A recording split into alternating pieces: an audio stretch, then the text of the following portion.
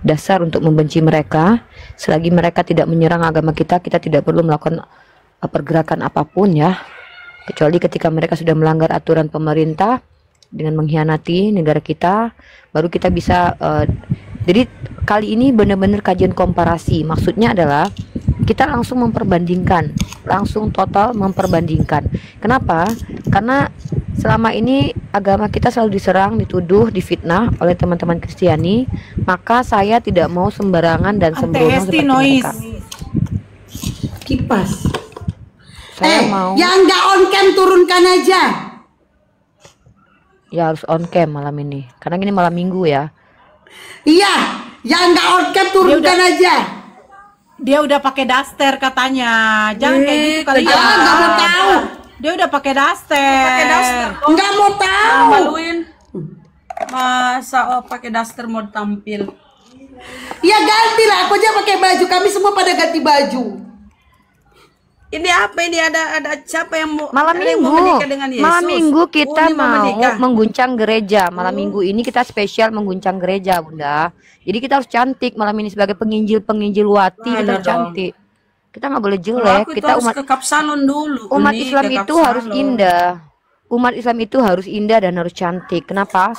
Kita adalah Allah mencintai keindahan. Kita juga harus cantik. Bukan berarti kita di sini kita cantik ini untuk biar teman-teman yang di bawah itu ketika menyaksikan kajian kita mereka juga tidak bosan gitu.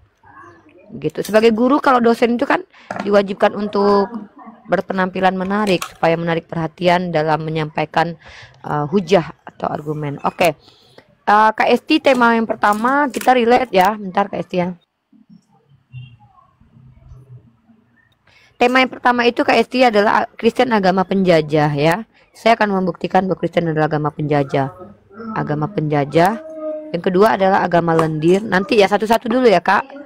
Satu materi. Kalau bisa 10 materi malam ini selesai materi KUT. 10 SKS malam ini. Agama lendir. Nanti kalau ada orang Kristen yang naik silakan naikkan. Agama lendir. Yang ketiga adalah agama perbudakan. Ya. Yang keempat, agama tak masuk akal. Nanti kalau masih juga nggak ada Kristen, kita masuk ke agama terkutuk. Oke, jadi tema malam ini adalah tema yang sangat luar biasa ya. Tolong pegangan yang kuat. Agama penjajah dulu. Oke.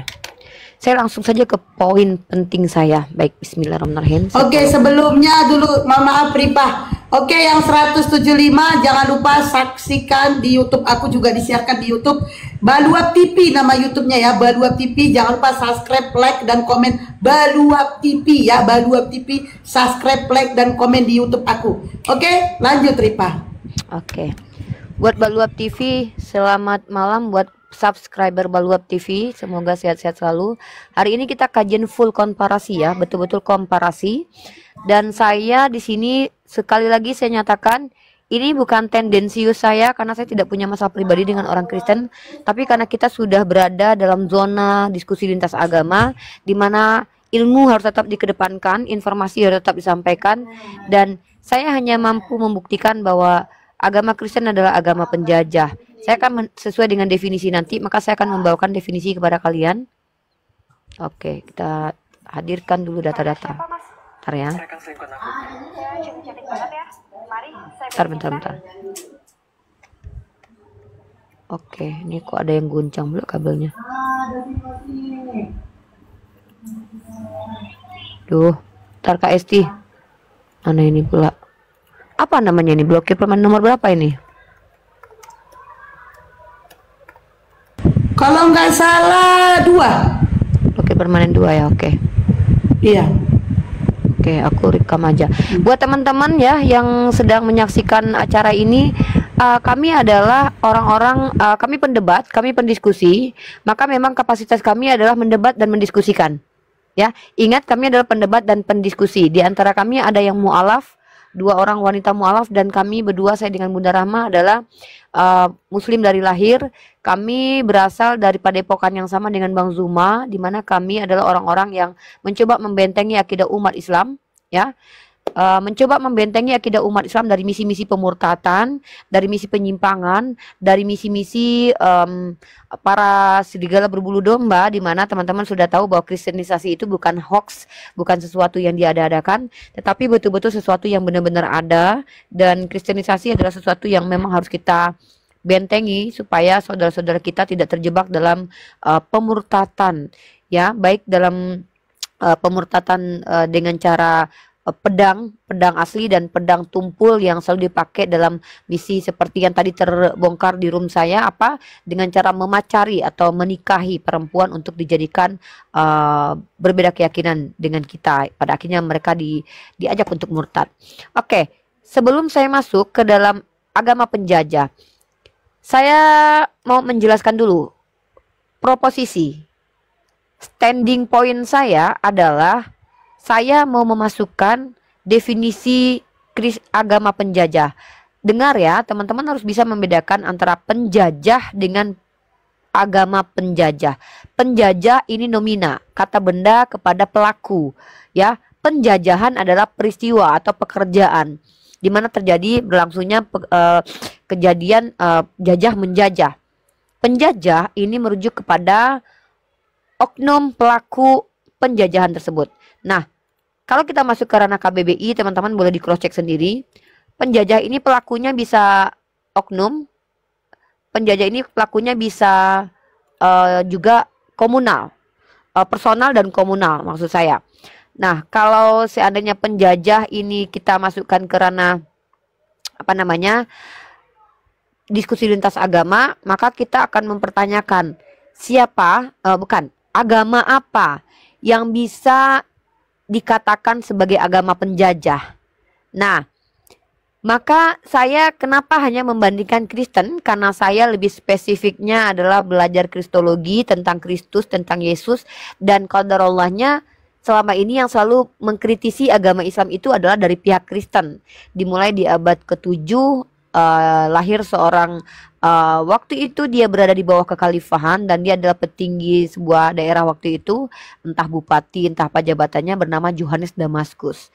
Yohanes Damaskus sendiri, sementara dia di bawah kepemimpinan khalifah Islam di Damaskus, dia mengkritisi agama Islam dengan mengatakan bahwa agama Islam adalah sekte sesat dari Kristen.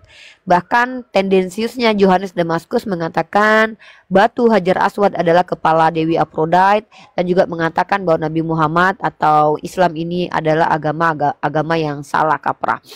Nah, jadi sebenarnya kalau genderang perang itu ditabuh sudah lama.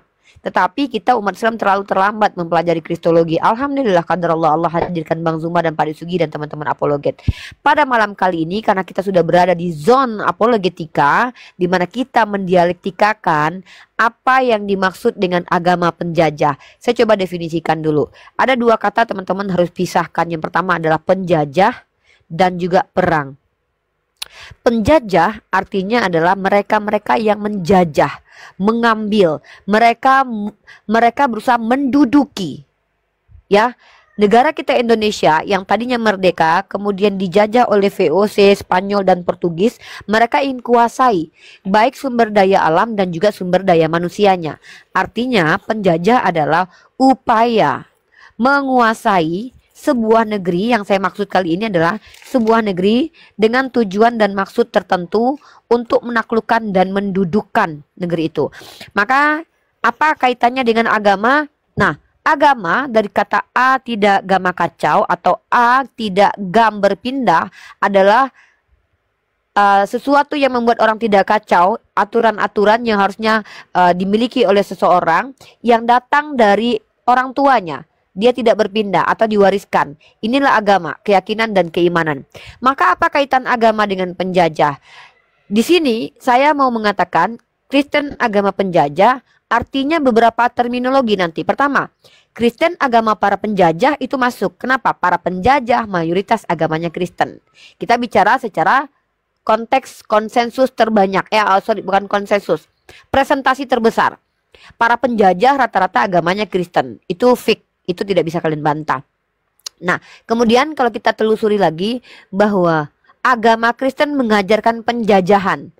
Teman-teman harus tahu agama ini adalah aturan baku yang datang dari Tuhan. Maka dari sudut pandang pernyataan saya bahwa agama Kristen adalah agama yang mengajarkan penjajahan, itu karena saya menemukan ayat-ayat Tuhannya orang Kristen memerintahkan menjadi asbab membuat skema dan skenario untuk terjadi pertumpahan darah dan penjajahan.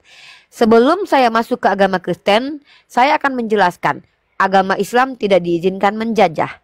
Jangankan menjajah, agama Islam tidak boleh bahkan berlaku zalim. Kata kunci ajaran Islam adalah adil, menempatkan sesuatu pada tempatnya, meletakkan marah dan ramah pada tempatnya. Maka pada kali ini, sebelum saya masuk ke dalam premis saya berharap ada orang Kristen yang bisa menyelamatkan agamanya dari tuduhan saya bahwa agama Kristen adalah agama penjajah. Maka kali ini saya ingin menunjukkan bagaimana Islam apakah termasuk ke dalam agama penjajah. Mari kita lihat perintah Tuhan yang umat Islam dan juga literatur Islam, diantaranya ada Al-Quran dan juga hadis. Oke, saya masuk dalam definisi penjajah.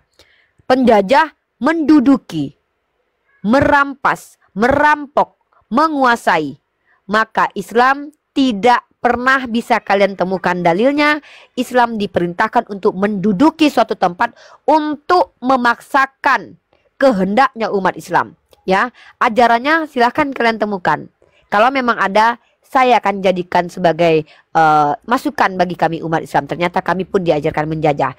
Bawakan dalilnya, bawakan literasinya. Baik, teman-teman harus membedakan antara penjajah dengan perang. Tidak semua perang itu adalah penjajahan. Kenapa? Ukraina dengan Rusia itu berperang. Apakah Ukraina dengan Rusia saling menjajah? No.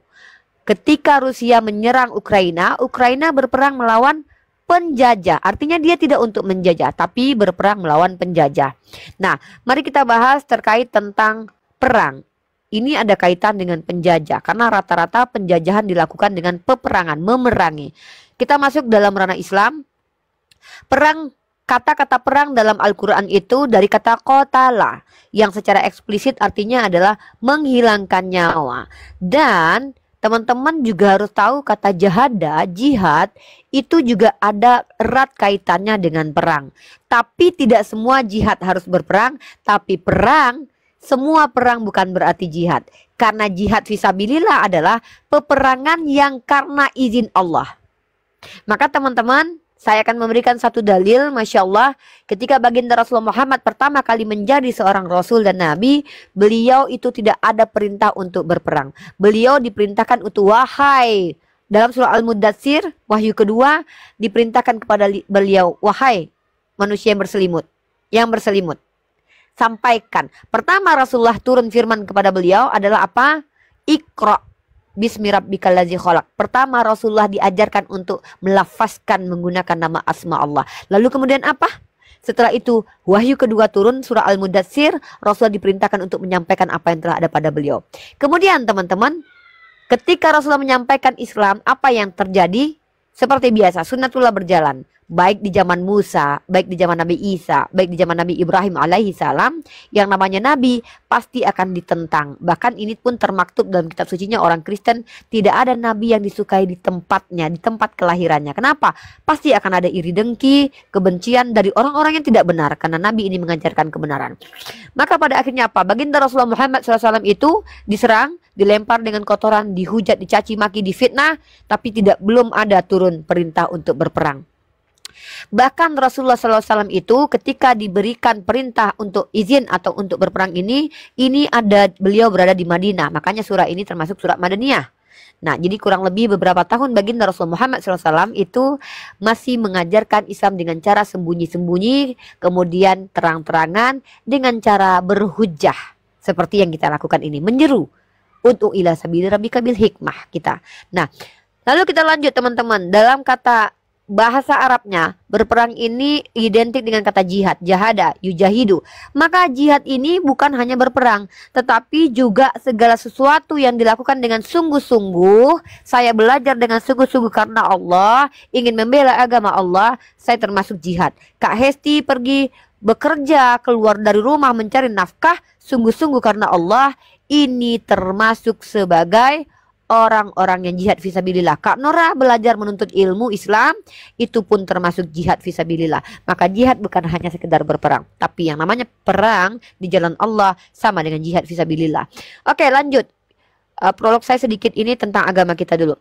Nah, kita lanjut teman-teman. Dalam surah Al-Hajj saya bacakan teman-teman, Masya Allah. Dalam surah Al-Hajj ayat 39 sampai 40 telah diizinkan berperang. Kalau seandainya ada keputusan, surat keputusan telah diizinkan. Artinya sebelumnya itu perang tidak pernah diizinkan. Paham ya Kak Nora? Kalau Kak Nera pertama sekali mengizinkan anaknya makan es krim, artinya Kak Nora sebelumnya tidak diizinkan untuk mengizinkan anaknya makan es krim. Paham maksud saya? Maka kalau kita lihat di dalam lafaz bahasa Arab ini, uzina lilladzina yuqtaluna. Kak Esti, naikkan dulu teksnya Kak Esti. Kata yang dipakai adalah kata izin. Uzina lilladzina yuqtaluna ya. Kalau kita pakai dalam surah Al-Hajj ini, diksi dalam Al-Quran ini begitu indah, izin dan lafaznya pun sesuai. Ya, kita akan lihat teman-teman, telah diizinkan berperang. Bagi siapa? Diizinkan berperang. Diizinkan berperang bagi mereka yang diperangi. Artinya syarat berperang ini mutlak. Harus ketika kau diperangi. Kata Allah. Allah berfirman dalam surah Al-Hajj ayat 39. Bahkan ketika ada umat Kristiani yang datang kepada kita, bagaimana dengan kalian yang membakar gereja? Allah sudah menjawab dalam surah Al-Hajj ayat ke-40, surah yang sama di ayat setelahnya. Saya bacakan. Telah diizinkan berperang bagi orang-orang yang diperangi karena sesungguhnya mereka telah dianiaya. Dan sesungguhnya Allah benar-benar maha kuasa menolong mereka itu. Maka izin perang itu sebenarnya Allah menolong hamba Allah supaya mereka melakukan apa yang tidak diharamkan bagi mereka. Orang-orang yang telah diusir dari kampung halaman mereka tanpa alasan yang benar. Jadi mereka-mereka yang memerangi orang yang berperang ini, orang-orang yang mendapatkan haknya, mengambil haknya ya dari orang-orang yang mengusir mereka dari kampung tanpa ada alasan yang jelas. Dan sekiranya Allah tiada, dengarkan ini wahai umat Kristiani yang selama ini bertanya kepada kami umat Islam, bagaimana dengan kelakuan saudara kami yang membakar gereja? Dengar ajaran Allah Subhanahu wa taala kepada kami umat Islam.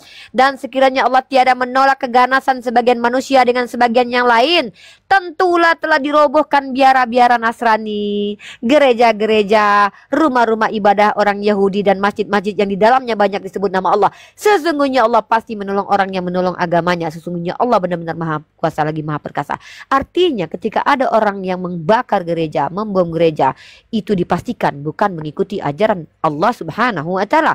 Karena Allah sudah katakan, seandainya Allah menolak keganasan sebagian dari kami, tentu tidak akan diizinkan gereja kalian itu berdiri sama sekali. Pasti kami diperintahkan untuk hancurkan gereja kalian.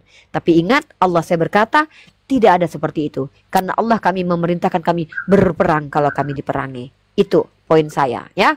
Artinya umat Islam itu legitimasi berperangnya adalah ketika kami diperangi.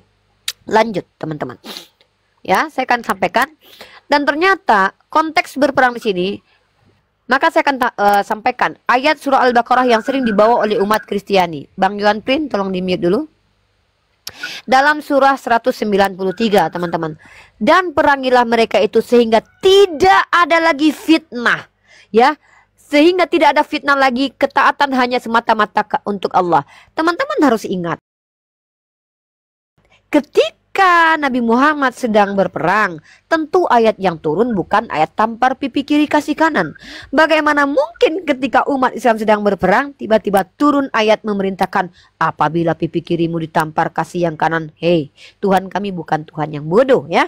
Karena yang namanya ketika berperang, tentu ayat yang turun adalah ayat menguatkan umat Islam agar tidak menjadi munafik, kabur dari medan perang karena ketakutannya. Maka apa kata Allah? Dan perangilah mereka itu sehingga tidak ada lagi fitnah, dan ketaatan itu hanya semata-mata untuk Allah. Tafsir Al-Qurtubi, ada dua pendapat yang disampaikan oleh Imam Al-Qurtubi dalam tafsirnya. Pertama, ayat ini mengizinkan memerangi kaum kafir tanpa syarat pada waktu itu karena memang konteksnya sudah berperang. Maka siapapun umat kafir pada waktu itu boleh diperangi pada waktu itu. Ya, jangan kalian, inilah Islam. Islam, ketika kami berdamai dengan kalian, haram bagi kami menyentuh kalian. Bahkan Rasulullah SAW berkata, bagi kalian yang tidak adil kepada orang kafir yang mengikat perjanjian dengan kami, maka Rasulullah akan berperkara dengan kami. Bayangkan dalam Islam, kami ada aturan baku, bahkan berperang pun kami diajarkan tutorial yang tidak merusak hak asasi manusia. Nanti saya lanjutkan. Oke. Hukum perang dalam Islam itu adalah sesuatu yang dibolehkan, bahkan diwajibkan ketika memang sudah sampai masanya umat Islam diperangi. Lalu teman-teman, saya akan membacakan beberapa dalam surah An-Nisa. Dalam surah An-Nisa ayat ke-75, Allah Subhanahu wa taala berfirman, dan mengapa kamu tidak mau pergi berperang di jalan Allah? Inilah untuk orang-orang munafik yang kabur ketika ada musuh datang, berkoar-koar ketika mereka tidak ada musuh. Maka apa kata Allah? Dan mengapa kamu tidak mau berperang di jalan Allah, membela orang yang lemah, baik laki-laki ataupun perempuan? Artinya konteks berperangnya umat Islam, kembali lagi kami katakan bahwa ini adalah membela hak-hak orang lemah, baik orang-orang lemah dari kalangan laki-laki dan juga kalangan perempuan. Artinya di sini kembali lagi saya nyatakan bahwa perang dalam Islam itu adalah pembelaan terhadap orang-orang yang lemah. Nah, lanjut. Kemudian tuduhan-tuduhan dari kaum kufar yang tidak berdasar itu akan terbantahkan dari firman Allah Subhanahu wa taala dalam Al-Qur'an. Lanjut teman-teman, secara singkat cepat dan saya akan mengajarkan kepada kalian adab berperang dalam Islam.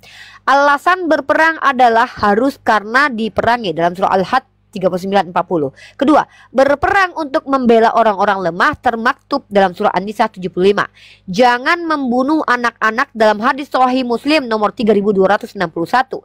Jangan menipu, jangan memutilasi, jangan mencincang, jangan membunuh anak kecil dalam hadis Sunan Tirmizi 1542, Darimi 2332. Silakan kalian cari sendiri. Kemudian, jangan menipu, jangan mencincang, jangan membunuh orang jompo. Ini ada dalam Sunan Ibnu Majah nomor 2848. Jangan membunuh wanita dalam Musnad Ahmad nomor 21952. Jangan bunuh musuh yang mengaku masuk Islam.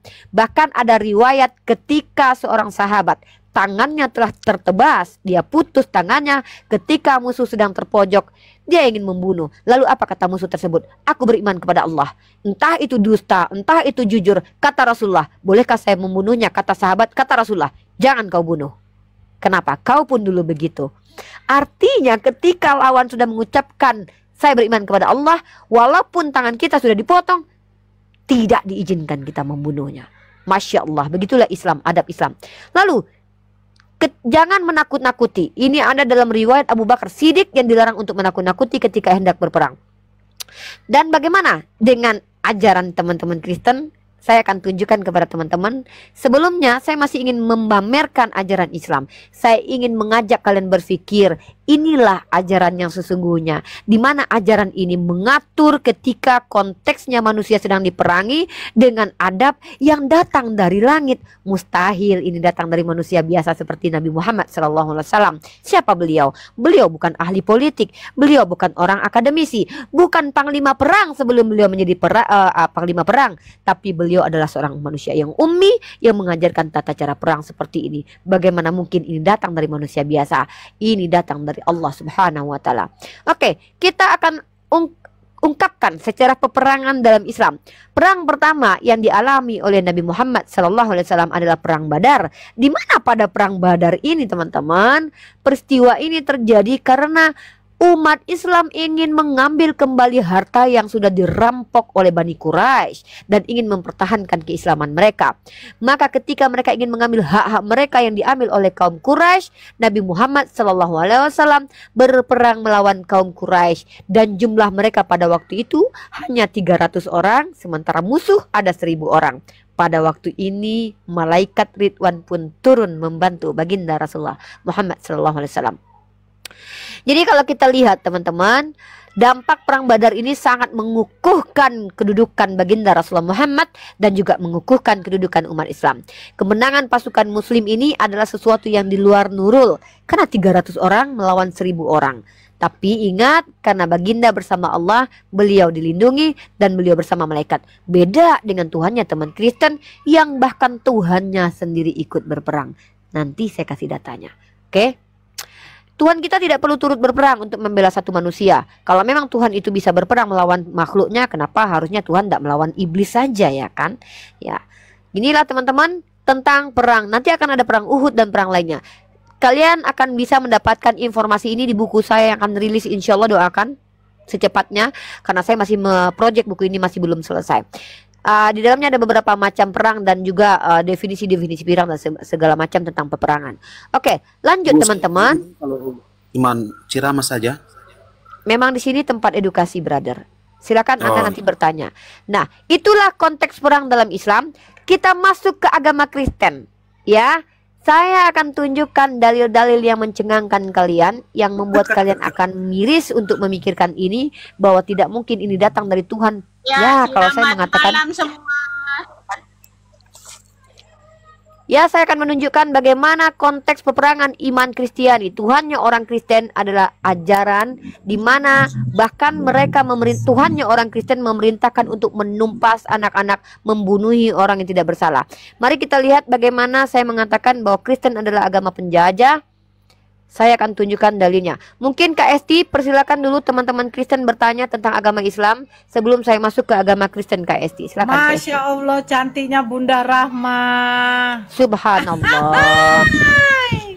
Awas terguncang kalian ya, terguncang kalian. Masya Ya. Allah. Bunda Rahma Masya Allah. untung lah nggak Ya. buka peta, saya bertanya nggak aja buka sudah bisa. peta, bibir peta, ya kan? Apa kau Ya. naik? Kau bukannya ucap Silakan. salam kau? Oke. Aduh, gimana sih kalian ini? Siapa yang mute? Ih, Pertanyaan saya adalah Sebentar dulu, Yohan, sebentar dulu. Hei, di sini bukan untuk perempuan kayak kau, pesundil, ya. Nggak perlu kalau kau mau menyundal di room si bom-bom itu. Tengok kulupnya itu macam mana bentuknya ya. Lanjut kau, Yohan. Oke, terima kasih buat kesempatannya. Pertanyaan saya adalah, kita ini adalah orang-orang yang mengatasnamakan diri kita beragama. Ya, kita percaya Tuhan. Teman-teman Muslim juga percaya Tuhan. Nah, pertanyaan saya, kenapa kemudian dalam Islam ada ajaran-ajaran yang kemudian memperbolehkan untuk berperang, kekerasan begitu dan segala macam. Nah, kalau mungkin nanti Umi Rifa akan menyinggung tentang kitab perjanjian lama, ya, bagaimana kemudian Bertanya saja dulu, brother. Nanti kalau mau diskusi hatuha dengan saya. Berikan pertanyaan. Saya sudah mendengarkan pertanyaan saya Anda. adalah- Izinkan saya Iya, menjawab. Tunggu. Pertanyaan saya adalah, kenapa Islam harus sedetail mungkin masalah kekerasan harus disinggung dalam agama? Nah, pertanyaan saya, Baik. ISIS dalam hal ini kita ketahui mereka beragama Islam. Satu dulu. Tidak. Satu dulu Iya, biar saya jawab. Ini satu. Pertanyaan saya Ya, adalah, oke. apakah yang dilakukan ISIS itu berlandaskan Alkitab, Al-Quran, atau hanya berlandaskan pemahaman mereka? Dan apakah kira-kira Umi Rifa berani untuk mengutuk apa yang dilakukan oleh ISIS? Siap. Itu pertanyaan. Siap. Oke, 3 pertanyaan langsung ya, saya jawab ya. Oke, terima kasih brother kita Yohan mempertanyakan kepada saya, kenapa dalam Islam itu detail sekali? Karena Islam ini adalah ajaran yang memang mengajarkan manusia untuk diberikan batasan-batasan detail. Jangankan perkara perang, perkara menikah, melahirkan anak, bahkan bagaimana kami suami istri, kami diberikan maksimal minimalnya, aturan-aturan bakunya. Nah, terkait tentang perang, kalau seandainya Allah kami tidak izinkan kami berperang untuk melawan orang yang memerangi, Indonesia akan merdeka. Karena Tuhan kami tahu bahwa kita Indonesia ini akan dijajah. Tuhan kami ini memberikan hukum karena Tuhan kami tahu apa yang akan kita alami. Kita akan diperangi, kita akan dimusuhi. Maka apa yang harus kami lakukan sebagai umat Islam? Kami diizinkan berperang kalau kami diperangi. Kalau seandainya tidak ada Tuhan mengatakan kalian tidak boleh diizinkan perang, artinya ini Tuhan botol dan bodoh. Kenapa? Tuhan membiarkan hambanya ternista, mati, konyol, dihajar, dipijak-pijak oleh penjajah. Mohon maaf, Tuhan kami adalah Tuhan yang meletakkan sesuatu pada tempatnya. Tuhan kami bukan Tuhan yang zalim, Tuhan kami Tuhan yang adil. Apa keadilan Tuhan? Mengatakan kepada kami untuk bersikap adil. Kalau kalian memerangi kami, kami wajib memerangi kalian. Tapi kalau kalian bersikap adil, kita berpegang teguh kepada perjanjian kita, Undang-Undang 1945, haram bagi kami menyentuh kalian. Nah, jadi ketika Anda berkata kami didetailkan untuk ajaran kekerasan, Tunjukkan satu ayat ada perintah kami untuk memerangi orang-orang yang tidak memerangi kami. Saya akan berkomparasi langsung kepada Anda, membuktikan bahwa Tuhannya umat Kristen adalah Tuhan yang membuat manusia berperang, bahkan menjadikan manusia seperti mainannya, yang mana Tuhan inilah yang menjadikan manusia berperang. Tenang dulu, nanti jawab. Yang kedua tadi pertanyaannya, bisakah UNIFA mengutuk ISIS? Jangankan ISIS, andai Hesti blokir permanen, andai Nora ini ya, kakak saya ini, andai Bunda Rahma memerangi orang-orang yang tidak memerangi mereka, aku kutuk mereka jadi emas biar bisa kujual. Kukutuk kalian bertiga, ya. Jangankan ISIS, laknatullah, membunuh tanpa dasar, blokir permanen, Nora, Bunda Rahma. Kalau kalian memerangi saudara-saudara kita yang tidak memerangi kita, kukutuk kalian. Jadi istri Yesus lah. Jadi istri Yesus. Nah, itu ya. Enggak lah. Jadi ya gitu ya Yohan ya. Nah, itu kan kutukan. Kalau kutukan itu ya suka-suka lah. Nah, itu yang pertama. Yohan, diam dulu. Saya belum sampai ke kajian tentang bahwa Kristen itu Tuhannya adalah Tuhan yang mengajarkan berperang. Tapi di mereka, Undi, di mereka tuh kasihilah musuhmu gitu loh. Nanti saya akan sampai ke sana, Bunda Rama. Kita akan sampai ke sana. Saya akan membuktikan bahwa ajaran Kristen ini ajaran. Saya ada 5 tema malam ini. Agama Kristen, agama penjajah. Agama Kristen, agama lendir. Agama Kristen, agama perbudakan. Agama Kristen tak bermoral. Agama Kristen terkutuk. Itu tema saya malam ini ya. Nah, mari kita lihat teman-teman. Ulangan 1 pasal, kalian baca ini yang pasal kedua teman-teman. Ini adalah riwayat perjalanan di padang gurun. Ini adalah kisah Musa. Mari kita baca. Kemudian kita balik dan berangkat ke padang gurun. Nah, ini cerita tentang Musa teman-teman. Di sini konon katanya Musa.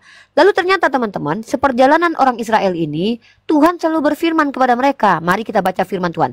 Lalu berfirmanlah Tuhan kepadaku. Demikianlah. Nah, artinya Tuhan mengatur pergerakan umat Bani Israel, teman-teman. Tuhan mengatur. Nah, di sini yang menariknya, poin saya adalah Tuhannya orang Kristen ini bisa menjadi asbab hamba-hambanya tidak bertengkar. Di mana? Di sini. Nah, jadi teman-teman, ketika Tuhannya Bani Israel ini melihat Bani Israel ini menemui Esau, ya, nih saya akan kasih nih. Nah, di sini ya, ini poin saya nih.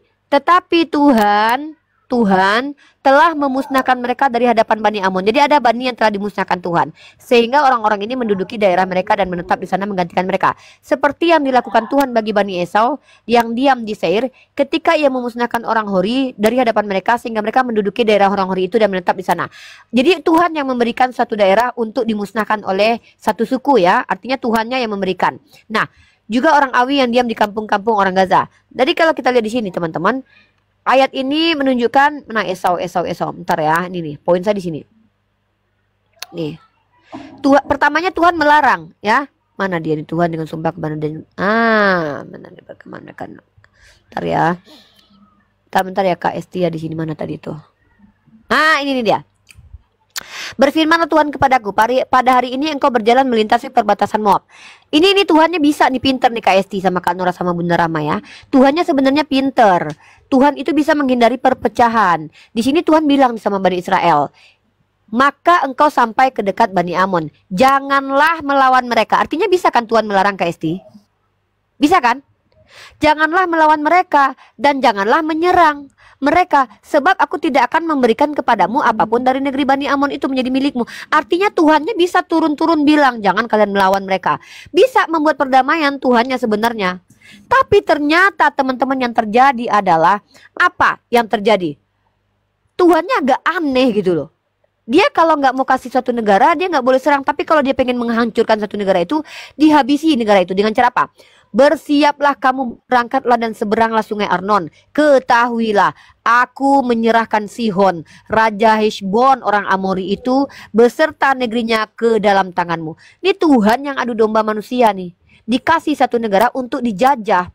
Mulailah, nah ini perintah menjajahnya.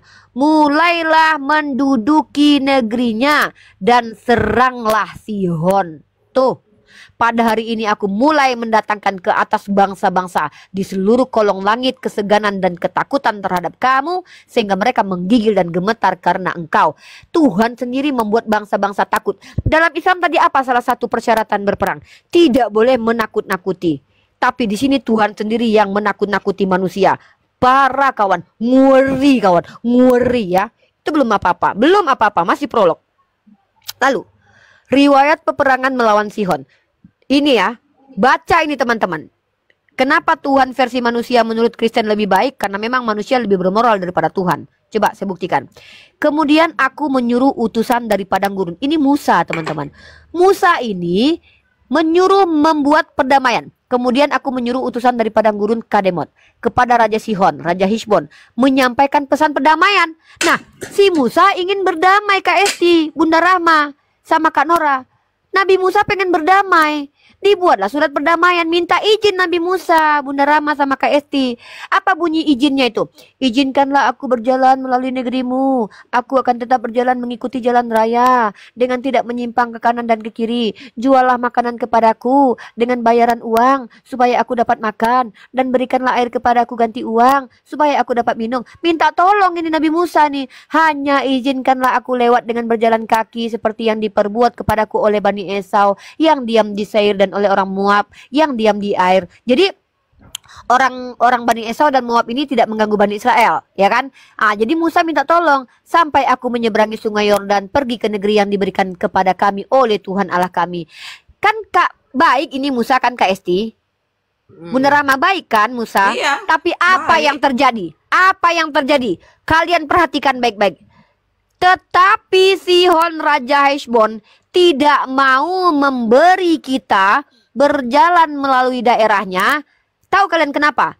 Sebab Kenapa? Tuhan Allahmu membuat dia keras kepala dan tegar hati. Tuhannya Kristen yang telah membuat si Sihon ini keras hati. Kenapa? Ternyata maksudnya ada di ayat selanjutnya. Dengan maksud menyerahkan dia ke dalam tanganmu. Artinya sengaja Tuhannya orang Kristen ini membuat si Sihon ini keras kepala supaya dia nanti diperangi oleh Musa, diserahkan kepada Musa. Ini Tuhan kok seneng banget, doyan banget perpecahan. Di atas dia bisa membuat perdamaian. Apalah gunanya Tuhannya orang Kristen kok kayak gini banget? Dia loh, Musa baik-baik minta izin, dikasih surat berdamai. Kok dibuat itu? Raja itu semakin keras kepala supaya beradu mereka. Emang enak ya perang itu? Nggak enak perang itu loh. Kenapa kok Tuhannya orang Kristen begini amat? Ya Allah, astagfirullahaladzim. Itu Ada tuh Uni, saya tambah satu. Ada ayat Silakan. itu Tuhannya turun tangan berperang loh. ada Tuhannya Tuhannya ikut turun berperang. tangan, Ada Tuhannya berperang. Tuhan berperang ada. Betul. Nanti kita. Masya Nggak, Allah, saya mau Tuhannya turun membuktikan. tangan. Saya mau membuktikan bahwa penjajahan itu memang legitimasi Tuhan. Maksudnya adalah memang Tuhan yang menjadi sebab manusia berperang bertengkar itu. Ingat ketika kehancuran di Babel, Menara Babel, kan manusia satu bahasa awalnya, dihancurin sama Tuhan, dipisah-pisahin bahasanya. Aku mau tanya sama kalian, Tuhan kalian ini Tuhan beneran atau psikopat nih? Kok seneng banget manusia berantem? Coba kalian bayangin, gara-gara Tuhan kalian lahir di Yerusalem, hingga detik ini Yerusalem masih berdarah tahu.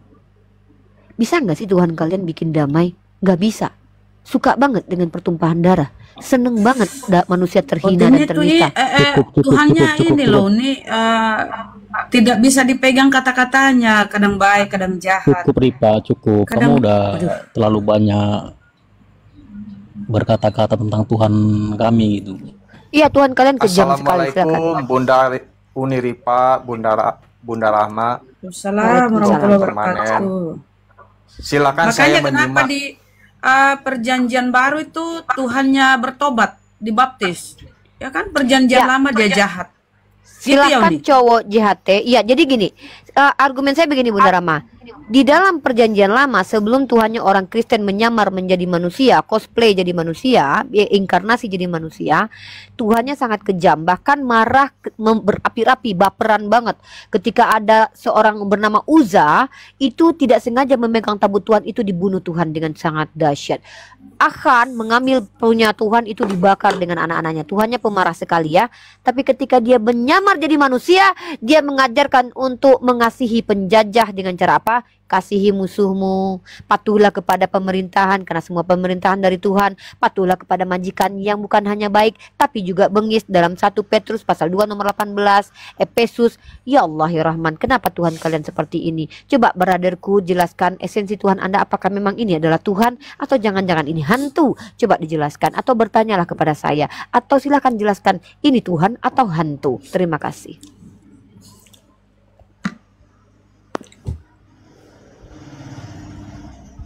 Cowok jahat silakan.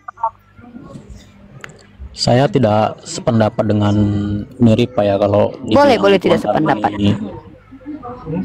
Perkataan Anda tuh bisa memecah belah bangsa gitu. Maka di surat Kok memecah belah bangsa? Ayat 28. Kenapa perkataan saya bisa memecah belah bangsa? Tipu daya wanita nih lebih dahsyat gitu daripada laki-laki. Jadi saya ini kenapa kok jadi nyerang gender gini ya? Kristen ngajarin untuk merendahkan wanita. Anda udah menyerang duluan gitu. Ya, bantah kalau saya salah. Kenapa kok nyerang perempuan? Bukan saya. Ibu Anda perempuan loh. Jadi Anda bilang ibu Anda tukang Tapi fitnah. janganlah Anda menyesatkan. Ibu Anda di mana penyesatan yang saya lakukan? Justru saya mengajukan pertanyaan kepada orang Kristen. Ini benar Tuhan kalian? Saya justru bertanya di sini. Ketika saya tidak membaca. Kok membaca doktrin? Saya baca Bible, Ulangan pasal kedua, Ulangan pasal ketiga, Ulangan pasal keempat. Di situ semua perjalanan Bani Israel yang diperintahkan Tuhan untuk menduduki negara-negara. Anda bantah dalil itu. Apakah Bible kita berbeda? Perkataan Anda tuh melanggar Bhinneka Tunggal Ika itu. Sejak kapan apa yang saya sampaikan ini melanggar Bhinneka Tunggal Ika? Sejak kapan dilarang untuk membacakan Bible? Justru Anda melanggar Bhinneka Tunggal Ika. Sejak kapan? Penyampaian Anda terlalu memojokkan umat kami. Nah, saya tanya, apakah Anda menolak bahwa ini Tuhan atau apakah ini Tuhan? Baca Ulangan pasal 2, baca Ulangan pasal. Ya sudah. Ketika Tuhan memerintahkan untuk membunuh anak bayi suku Amalek, apakah itu Tuhan Yesus Anda? Silakan dijawab, brother.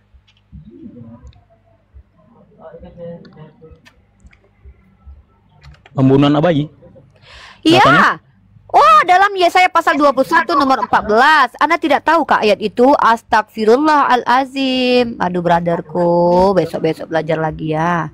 Iya, Anda terlalu banyak bernarasi. Jadi terlalu panjang gitu narasi Anda. Jadi kita kalau mau diskusi ya silakan dibantah, brother. Gitu.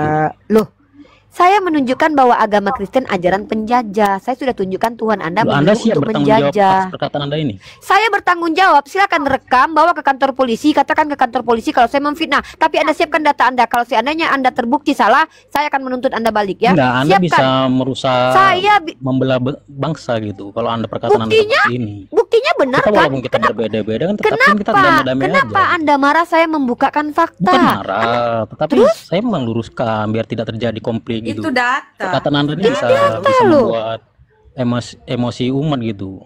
Enggak apa-apa, memang Yesus ketika datang ke dunia orang-orang emosi. Nabi Muhammad datang ke dunia orang emosi. Yang namanya menyampaikan kebenaran, orang tidak benar akan emosi. Itu tanggung jawab saya. Mati pun demi agama, apa salahnya? Islam begitu, sampaikan kebenaran walaupun satu ayat. Begitu kami nggak takut dengan kebenaran. Itu ya surat Yusuf ayat 28 benar emang. Yang mana? Yang mana? Yang mana? Surat Yusuf ayat 28. Tipu daya wanita tuh lebih dahsyat. Jadi ya bacakan surat Yusuf ayat 28. Oke, surat Yusuf wanita gitu. Iya, surat Yusuf ayat 28. Silakan. Ini kok mama kamu juga penipu ya? Ya tapi tidak seperti Anda gitu. Enggak, mama kamu kan wanita bukan? Mama kamu pria apa wanita? Mama kamu pria. Inilah Oten diajari, ditunjukkan kebenaran, menuduh lagi enggak. Kita di sini bukan pembelajarannya, Bu. Kalau kok gini Bang ya, kalau kamu bantah argumen Uni dengan data-data tadi, ya kamu timpali dengan data. Ini tempat belajar gitu loh. Ini tempat belajar. Siapa bilang ini bukan tempat belajar? Ini tempat edukasi, brother. Daripada kami bertiga, kami berempat malam mingguan pergi bergosip ria, membuang-buang duit, kami jalan-jalan ke mall, lebih baik kami kajian. Ini kami 4 wanita muslimah, 2 mu'alaf, 2 muslimah dari lahir. Kami lebih baik ngobrol di sini membuka kebenaran ketimbang kami buang-buang duit ke mall. Ya, kok kamu bilang kami bukan tempat belajar di sini? Kami di sini sedang belajar. Ketika kami sedang belajar, kami pun sedang mengajar. Paham Anda? Paham Anda? Paham nggak? Lebih baik kami di sini berdakwah daripada buang-buang buka celana. Yes. Aduh. Kayak saudara Berdakwah Simanmu silakan, itu buka hak celana. Alasan benar belajar nggak? agama. Sebentar, Sirut itu hak katanya Anda ketangkap berdakwah. Kak. Tapi Iya, pasti. mabuk-mabukan. Iya, Waduh, Sirut mabuk-mabukan. ketangkap. Ya udah. Nah, Itulah habis dari ngomong sama kalian tadi malam itu. Waduh, berita Ketangkap, wah, di mana itu? Mabuk-mabukan. ini mama Iya, tahu Ruth serius. yang udah mulai mama. Udah lah. Ruth yang ini loh, yang Giginya mulut lebar boneng. itu kah? Iya, yang giginya boneng. Kalau mingkemnya gini dia mingkem. Oh liba, tolong lanjut oh liba. Oke, kita lanjut Ohola ya. Maria Magdalena diam. Maria Magdalena diam, Marta diam. Oholiba akan lanjut. Cowok jahat, silakan kamu bantah kalau apa yang saya sampaikan ini salah ya. Siapa yang Kalau Marta? Bunda Rama Marta, Maria Magdalena Hesti, aku Ohola dan Oholiba. Mampus gue Marta. Ya. Jadi kalau Nggak kamu apa-apa, cowok aku jahat Marta. bisa membantah kami, saya akan terima, saya akan minta maaf. Oh, ternyata Unirifa salah baca. Ternyata ayatnya bukan begitu. Ya, braderku jangan marah, jangan terguncang. Ini kebenaran. Tugas kami menyampaikan kebenaran. Buat apa kami hidup di dunia ini kalau tidak bisa berguna bagi agama kami? Buat apa kami hadir di dunia kalau kami hanya ingin bersenang-senang pargoy-pargoy begitu di TikTok? No, kami ingin mengguncang iman orang-orang yang berada di jalan salah untuk mengajarkan bahwa ini loh yang benar. Ya mau ikut silakan, nggak ikut juga nggak apa-apa. Kami nggak maksa, la ikrah hafidin. Ikut ya monggo, nggak juga nggak apa-apa, brother. Begitu. Silakan cowok jahat. sebentar. Jaringan saya tidak stabil gitu. Sebentar. Oh, Lanjut. lagi tidak stabil. Ya sudah kalau begitu saya lanjut.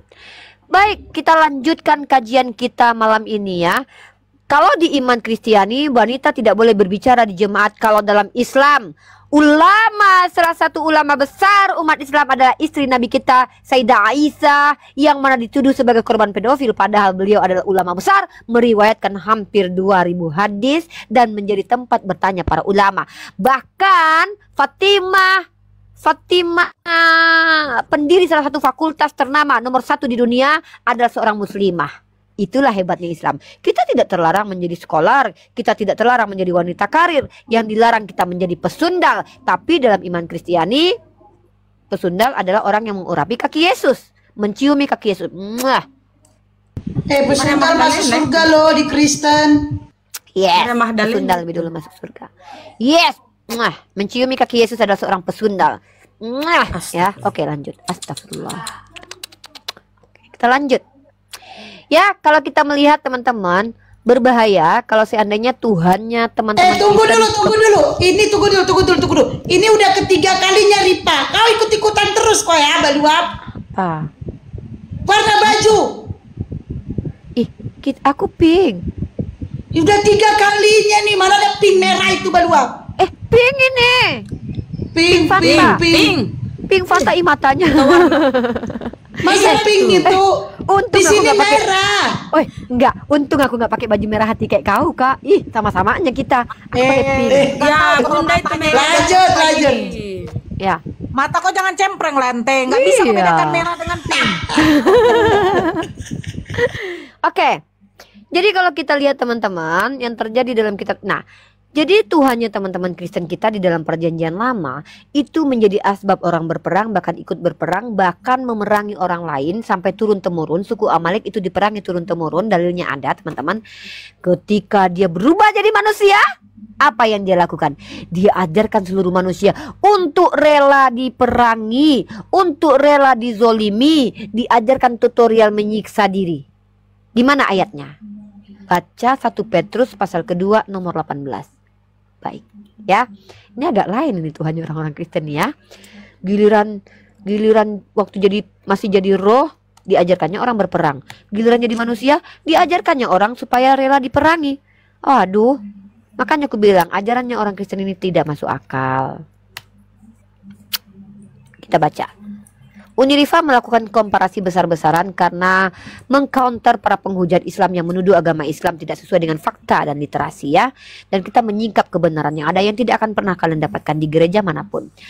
Dalam 1 Petrus pasal kedua nomor 18, Unirifa tunjukkan dulu datanya ya, brother Ini dia. Kita buka semuanya saja biar kita tahu perikopnya. Perikopnya yang paling penting, perikopnya. Ternyata betul dugaan saya, Yesus ketika menjadi manusia memerintahkan manusia untuk apa? Menganiaya dirinya. Kenapa? Karena ternyata penderitaan Kristus adalah teladan. Ini bukan ajaran kasihi, ajaran kasihan, ya. Hai kamu, hamba-hamba, ya, kacung-kacung, bodak-bodak, tunduklah dengan penuh ketakutan, disuruh takut kalian kepada Tuanmu, bukan saja kepada yang baik dan peramah, tetapi juga kepada yang bengis. Jadi kalau Kak Hesti jadi TKW ke luar negeri, dapat majikan bengis, nggak boleh melawan. Tidak boleh melawan. Karena apa? Sebab adalah kasih karunia jika seseorang karena sadar akan kehendak Allah. Jadi kehendak Tuhanlah Kak Esti teraniaya, menanggung penderitaan yang tidak harus dia tanggung. Sebab dapatkah disebut pujian jika kamu menderita pukulan karena kamu berbuat dosa? Tetapi jika kamu berbuat baik dan karena kamu itu harus berbuat baik dan karena itu kamu harus menderita, maka itu adalah kasih karunia. Penderitaan adalah kasih karunia. Kasih karunia. Kalau waktu dia masih menjadi roh, dia ajarkan manusia untuk membuat menderita orang lain. Ketika jadi manusia, diajarkan bagaimana cara menderita yang baik dan benar. Agak lain memang Tuhannya orang Kristen ini. Memang aneh ya ajaran Kristen ya. Agak lain Tuhan. Nah, ajaran mengasihi musuh itu ajaran yang tidak relevan. Kita tidak bisa membayangkan bagaimana nanti kita diperintahkan mengasihi para penjajah, mengasihi para koruptor, mengasihi sampah masyarakat yang adalah musuh negara. Maka itu tidak berlaku di negara manapun. Maka saya katakan Kristen adalah ajaran yang tidak relevan untuk dipakai di negara manapun. Betul. Tidak masuk akal.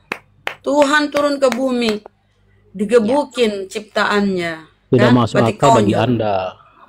Lah, iya, tidak masuk akal bagi Anda. Akal, Bang. Masa Tuhanmu segitu loyonya, segitu nggak berdayanya gitu loh. Kita kalau coba bicara Tuhan, kita menggunakan hak. Mulai kita masuk ke data fakta. Cowok, saya kan sudah bacakan dalil. Lanjut bentar, Rama. Setengah menit Gini, lah. saya ingin bertanya pada Uni ya.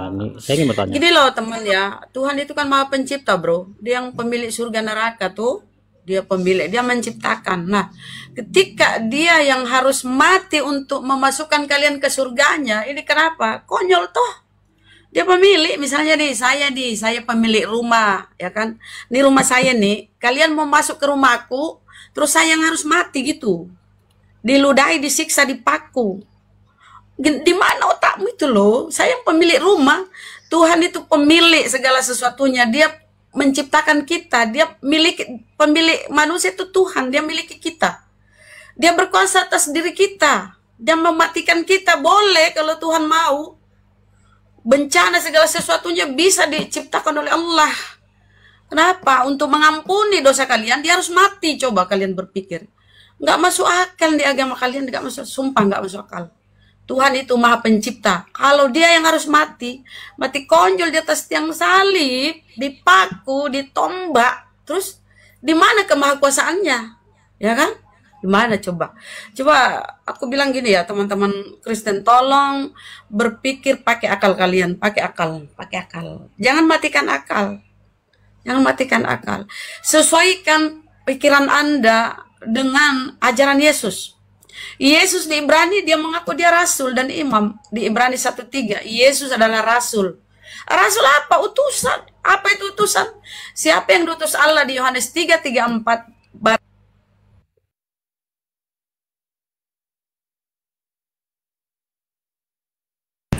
Sekali hilang berdua ya. Holipa sama Udi. Assalamualaikum warahmatullahi wabarakatuh. Marta, Holipa, Marta kemana kalian? Merepot ini, ada yang repot ini kayaknya. Iya. Sebentar Kucang. Yang 300 ya, tolong di tap-tap layarnya, di tap-tap. Terus akun Kucang Onyo tolong di follow-follow ya.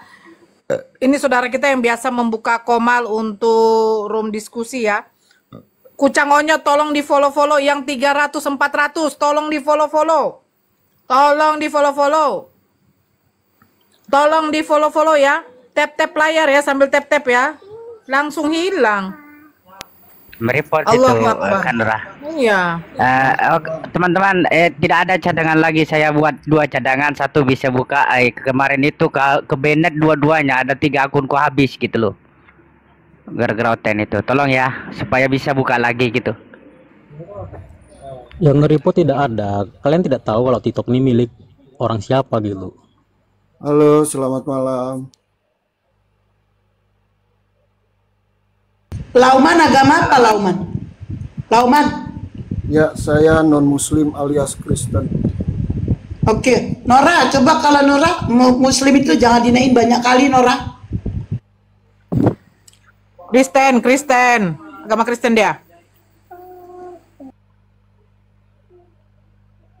Iya, tadi saya sedikit mau komentar tentang katanya ajaran kasih itu udah apa ya? Tadi dikatakan sudah tidak tidak apa pada zaman ini ya. Pokoknya udah tidak berguna atau tidak masuk di akal. Tetapi memang itu ajarannya. Bagaimana juga murid-murid Yesus pada zamannya Yesus itu menganggap bahwa Yesus itu akan membebaskan bangsa Yahudi. Tetapi pada kenyataannya Yesus mengajarkan bagaimana dia memberikan apa yang untuk Kaisar berikan kepada Kaisar, apa yang untuk Tuhan berikan kepada Tuhan.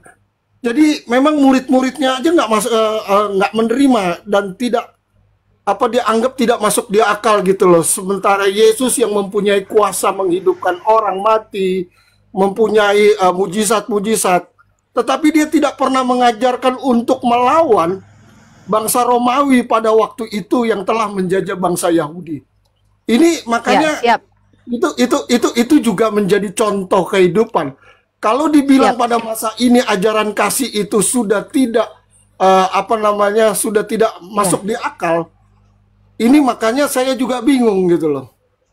Baik. Tetapi pada ajaran yang kita tahu pada Yesus itu apa yang milik Kaisar punya berikan kepada Kaisar, dan juga apa yang untuk Tuhan berikan kepada Tuhan. Cuma itu aja sih. Terima kasih. Terima kasih.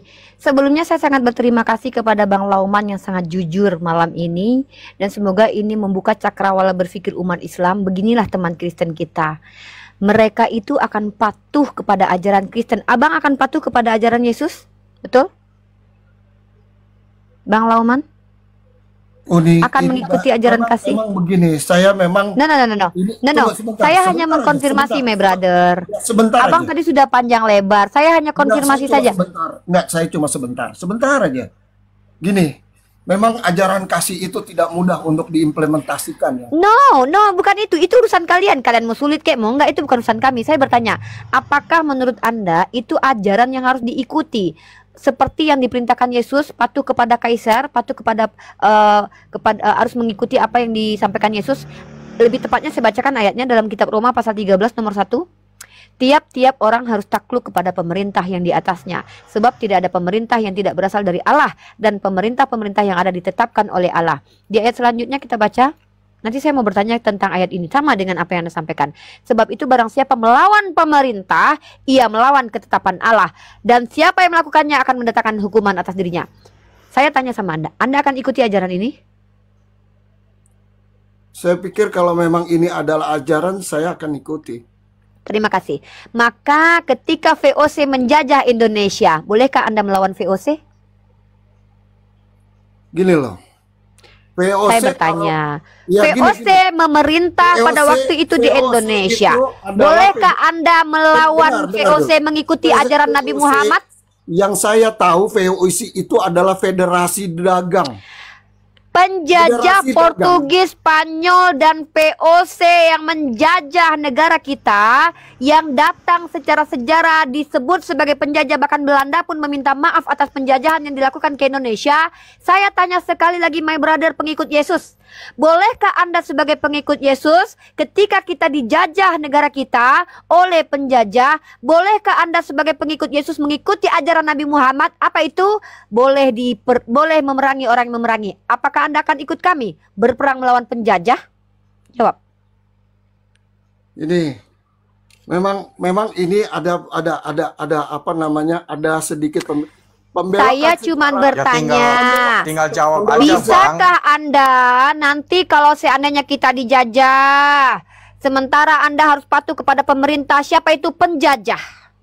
Portugis dan Spanyol, Belanda dan Jepang yang menjajah negara kita, menjadi pemerintah Hindia Belanda pada waktu itu. Pertanyaan saya, bolehkah Anda ikut ajaran Nabi Muhammad? Apa ajarannya? Telah diizinkan kalian berperang ketika kalian diperangi. Anda sebagai pengikut Kristus boleh tidak mengikuti ajaran Nabi Muhammad, memerangi penjajah yang datang ke Indonesia bersama kami umat Islam dan Pak Jokowi? Silakan dijawab. Saya tidak bilang bahwa Belanda itu 100%. Saya tidak bicara tentang tidak- POC, Federasi Dagang. Saya bicara mengatakan- tentang penjajah. Kenapa sulit Tadi sekali Anda mendengar bilang perkataan VOC. saya? Oke, saya ganti. Ketika kita dijajah, bolehkah Anda memerangi penjajah? Jawab. Kok sih sulit banget sih? Gini ya. Inilah Kok yang gini? kadang-kadang narasinya atau premis yang suka dirubah. Bolehkah Anda sebagai umat yang diajarkan mengasihi musuh ketika negara kita dijajah seperti yang terjadi kepada Palestina, kepada yang terjadi kepada Ukraina? Bolehkah Anda melawan penjajah mengikuti perintah Islam? Jawab. Kalau secara dunia memang kita harus memerangi dan kita juga harus menolak. Saya Menolak tanya, penjajahan. boleh tidak Yesus izinkan tidak kalian Menolak berperang melawan penjajahan. penjajah? Kok sulit banget sih, ya Allah. Dan kita harus menolak penjajahan memang.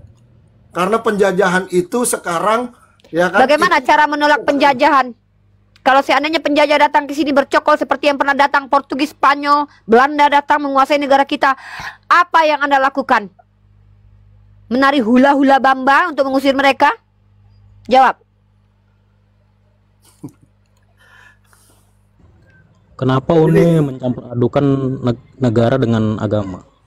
Apakah negara dan agama adalah yang terpisah menurut Anda? Diam dulu, saya sudah selesai dengan Anda loh. Anda tidak mau menjawab.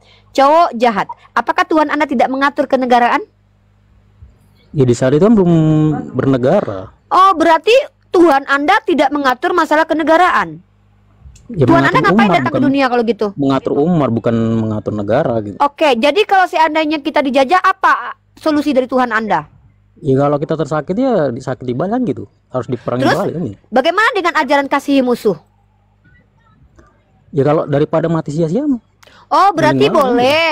Berarti boleh melanggar ajaran Yesus yang kasihi musuh ketika kamu sudah terdesak. Oh, ajaran Dikasihi Yesus itu bukan- berarti tidak maksudnya berguna dikasihi ya? bukan untuk kita berserah diri dibunuh. Ya, tidak. coba jelaskan kepada saya Roma pasal 13 ayat 1 ini. Sebab itu barang siapa melawan pemerintah, ia melawan ketetapan Allah, dan siapa yang melakukannya akan mendatangkan hukuman atas dirinya. Karena kata Tuhan, kata Paulus bahwa semua pemerintahan itu datang dari Allah, termasuk pemerintahan POC Hindia Belanda, pemerintahan Spanyol dan Portugis di Indonesia yang menduduki Indonesia, dan juga Iya. pemerintahan Fir'aun. Pertanyaan saya, boleh tidak kamu melawan penjajah? Yang dimaksud ayat itu adalah pemerintahan yang sekarang, bukan Di mana pemerintahan tertulisnya? yang datang untuk Di mana menjajah. tertulisnya? Di mana tertulisnya itu? Jangan menambahi firman Tuhan. Jangan sembarangan kau. Aku membaca Loh, kitabmu. apa yang tadi Kaisar Mana? punya diberikan di Kaisar dan itu dimaksudkan Mana kepada ayatnya? pemerintahan Kaisar yang waktu itu penjajah bukan? Kaisar pada waktu itu penjajah bukan? Dor. Lupa kau kalau waktu itu Yesus dijajah ya?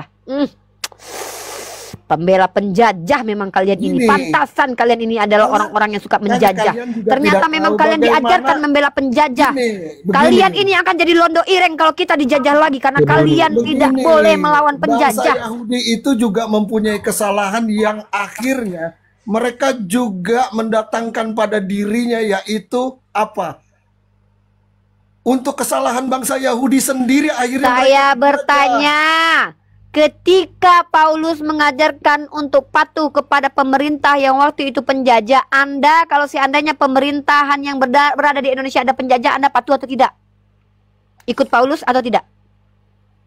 3,5 abad atau kurang lebih 3,5 abad itu. Oke teman-teman, sepertinya sulit menjawab pertanyaan saya ya. Kita akan tunjukkan data teman-teman, bagaimana orang Kristen teman-teman ya. Indonesia. Silakan Uni, tunjukkanlah data. Banyak kali congol. Saya dari tadi bertanya dan pertanyaan saya tidak bisa dijawab. Pada akhirnya Indonesia merdeka dengan diplomasi. Tahu nggak sejarah? Oh, jadi diplomasi. Jadi pahlawan yang mati berdarah-darah itu bukan karena mereka.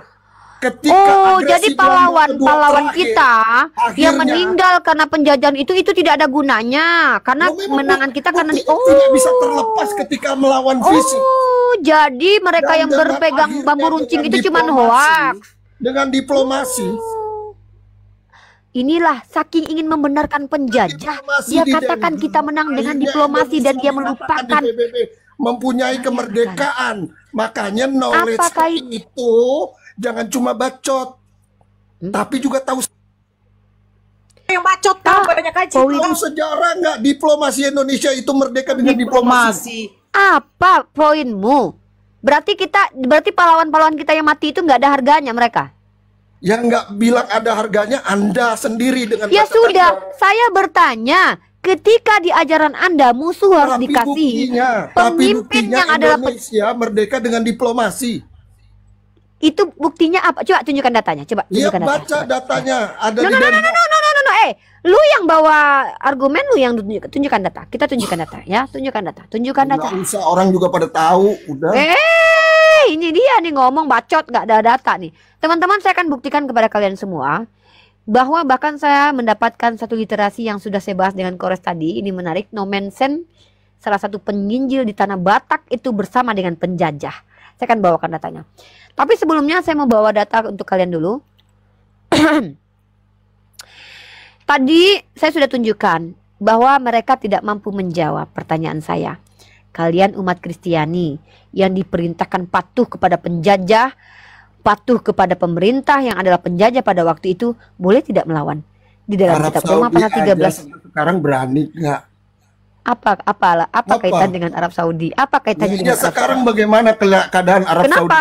Kenapa Arab Saudi? Ya, Anda juga baca lah Arab Saudi. Ya kenapa Arab Saudi? Ya Arab Saudi itu bergantung. Ya kenapa? Apakah mereka tergantung kepada siapa? Sekarang? Apa ini? Apaan kau ini ngomong bawa data? Ajarannya apa sih? Ajaran itu terdata di dalam Al-Quran dan hadis. Secara tidak langsung itu sudah juga dijajah. Apa sih nggak ngerti? Kita nggak ngerti omongan kamu nggak bawa data. Arab Saudi emang kenapa Arab Saudi? Udah diam nggak?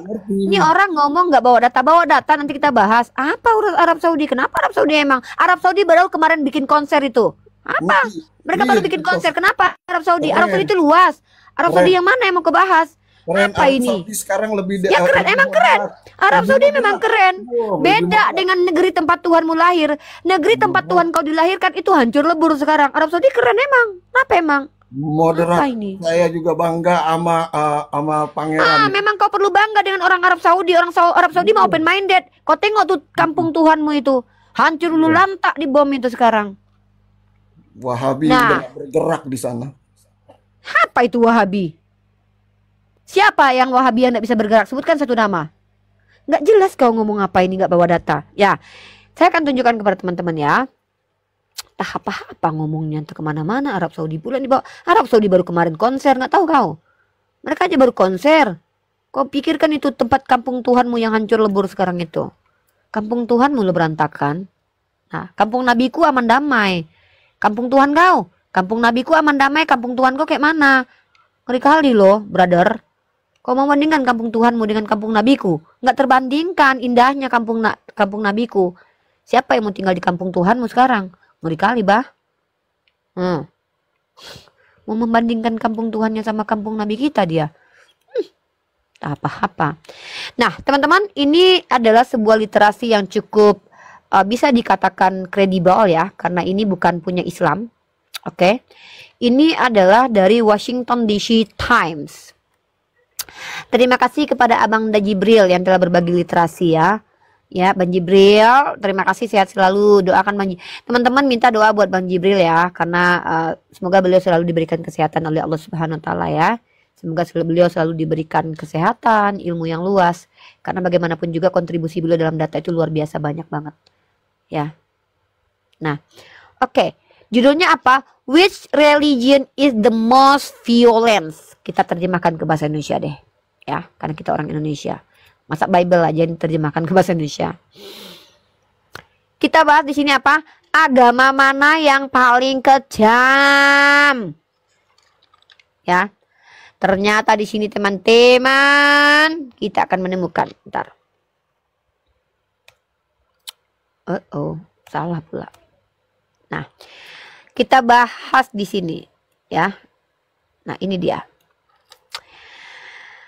Analisis ini menghadirkan beberapa tantangan. Haruskah jawabannya hanya didasarkan pada jumlah korban?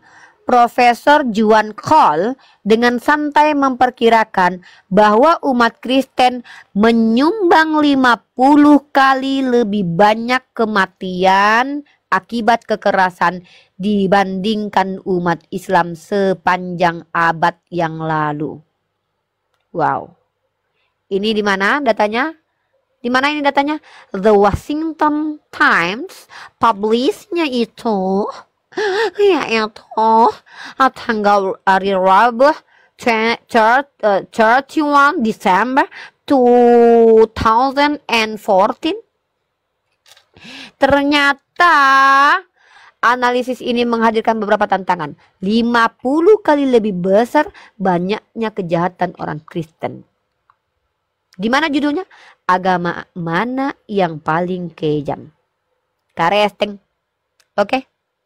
Kita lanjut kepada Anomensen. Teman-teman, ini adalah sebuah makalah dari seorang PhD yang berjudul bukunya Utusan Damai di Kemelut Perang. Berbicara tentang perang Toba, teman-teman ya. Utusan Damai di Kemelut Perang. Peran Zending, kalian tahu Zending apa? Misionaris. Peran Zending dalam perang Toba berdasarkan laporan Nomensen dan penginjil RMG. Kalian tahu siapa Nomensen? Ini adalah rasul bagi orang-orang HKBP ya. Orang-orang Kristen Batak menganggap cukup lumayan populer dia ya. Bahkan dia itu siapa dia? Dia adalah penginjil. Buku ini ditulis oleh Uli Kozok, seorang PhD, profesor, ya. Kemudian mari kita lihat apa yang dia katakan di sini. Maaf, pegangan yang kuat. Di halaman keberapa guys? Di halaman keempat. Oke, kita baca. Dicatat. Demikian keluhan LL Nomensen. Jadi dia ini ya. Jadi ini pendahuluan. Mereka mengatakan secara belak-belakan bahwa kami pelopor pemerintah kolonial yang awalnya berbuat amal dengan cara memberi obat dan sebagainya untuk akhirnya menyerahkan tanah dan rakyat pada pemerintah. Demikian keluhan LL Nomensen ketika baru membuka pos Zending di lembah Sipirok. Dugaan orang Sipirok ternyata benar. Tidak lama sesudah pindah ke lembah Silindung, tepatnya pada awal tahun 1878, Nomensen berulang kali meminta kepada pemerintah kolonial agar selekasnya menaklukkan Silindung menjadi bagian dari wilayah Hindia Belanda yang notabene-nya adalah penjajah. Pemerintah Belanda akhirnya mengabulkan permintaan Nomensen sehingga terbentuk koalisi Injil dan Pedang yang sangat sukses karena kedua belah pihak memiliki musuh yang sama. Siapa musuh mereka? Sisingamangaraja yang notabene-nya adalah pahlawan nasional kita. Yang oleh Zending dicap sebagai musuh bebuyutan pemerintah Belanda dan Zending Kristen. Anjay. Ya. Pihak pemerintah dibekali dengan persenjataan, organisasi dan ilmu pengetahuan peperangan modern, sementara pihak Zending dibekali dengan pengetahuan adat istiadat dan bahasa. Kedua belah pihak Zending Batak dan pemerintah kolonial saling membutuhkan. Anjay. saling membutuhkan saudara-saudara dan saling melengkapi. Dan tujuan mereka pun pada hakikatnya sama, memastikan agar orang Batak terbuka pada pengaruh Eropa dan tunduk pada kekuasaan Eropa. Anjay. Anjay. Keren banget ini. Berkat pengetahuan bahasa dan budaya pihak Zending, terutama Zendeling, Nommensen, dan Simon dan Nommensen saudara-saudara berhasil meyakinkan ratusan raja agar berhenti mengadakan perlawanan dan menyerah kepada orang lawan Belanda. Dia bikin orang menyerah sama Belanda. Sekate-kate lu, 1 Petrus pasal 2:18 banget loh. Ya. Apa dong kalau bukan anjay? Ember gitu. Saya boleh bertanya? Silakan. Kenapa agama Anda, agama Islam, dijuluki negara apa? Agama teroris? Karena kalian suka memframing orang Kristen sama seperti orang Romawi. Dia gini, menggelari orang. Loh, saya lagi jawab. Kenapa sih nggak boleh jawab? Kenapa sih? Saya belum selesai. Kalau digelar gila belum tentu gila, digelar cantik belum tentu cantik. Kalau digelar itu kan banyak gelaran orang. Contoh, kenapa kami digelari teroris? Kenapa? Karena kami bukan teroris. Biasanya orang yang dituduh jelek biasanya adalah orang yang iri akan kecantikan seseorang. Kalau cuma dituduh aja mah, Yesus dituduh ODGJ. Memang kamu mau bilang dia ODGJ? Diri di Indonesia ya yang yang mana? Yang mana data? Ayo kita bahas bom bunuh diri. Ayo bahas data. Buka data. Oh, Ayo. Buka data dong. Saya mau gimana sih? Anda ngomong terus. Ya tapi pakai data. Kalau bicara saya pakai data loh. Anda ngomong asal dan mudah doang. Saya lagi di luar. Mana? No.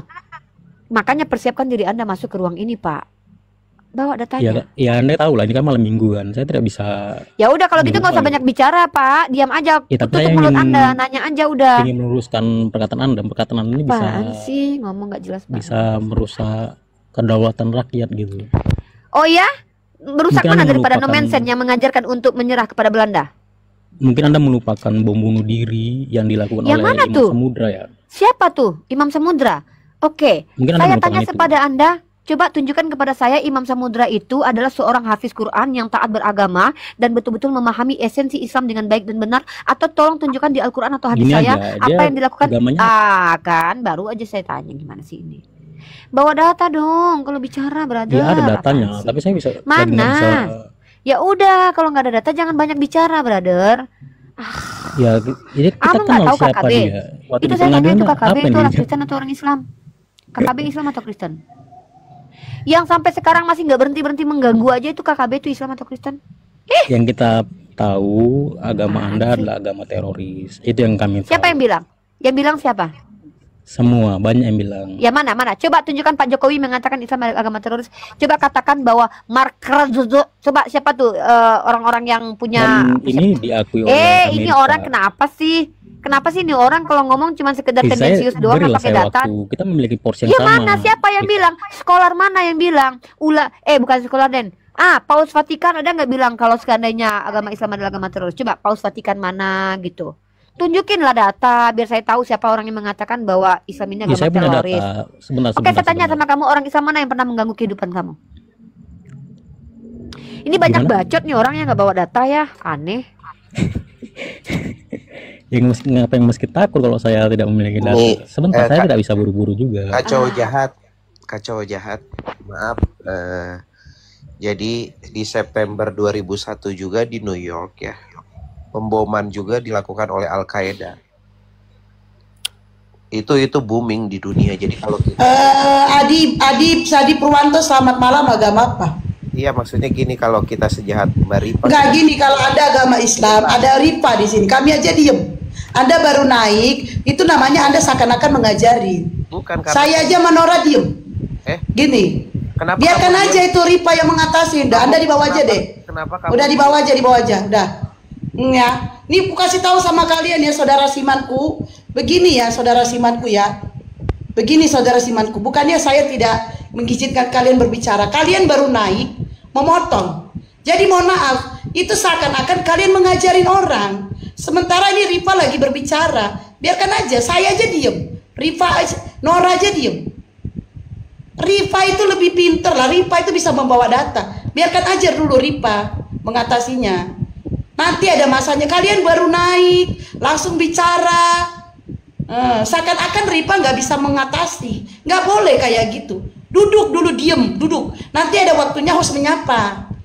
Ya, paham ya saudara Simanku di bawah ya? Oke, lanjut Ripa. Sebentar. Ya, jadi begini ya. Sebentar aja. Saya ambil dulu. Saya nggak bisa banyak, nggak bisa lama-lama di sini. Saya tidak membawa data. Jadi saya tidak ada poin gitu berbicara dengan Ripa. Ya udah. Karena saya lagi di luar soalnya. Ya Jadi, udah, berarti begini loh, brother. Kami tidak menerima pernyataan yang hanya dari tendensius saja. Kita bawa data.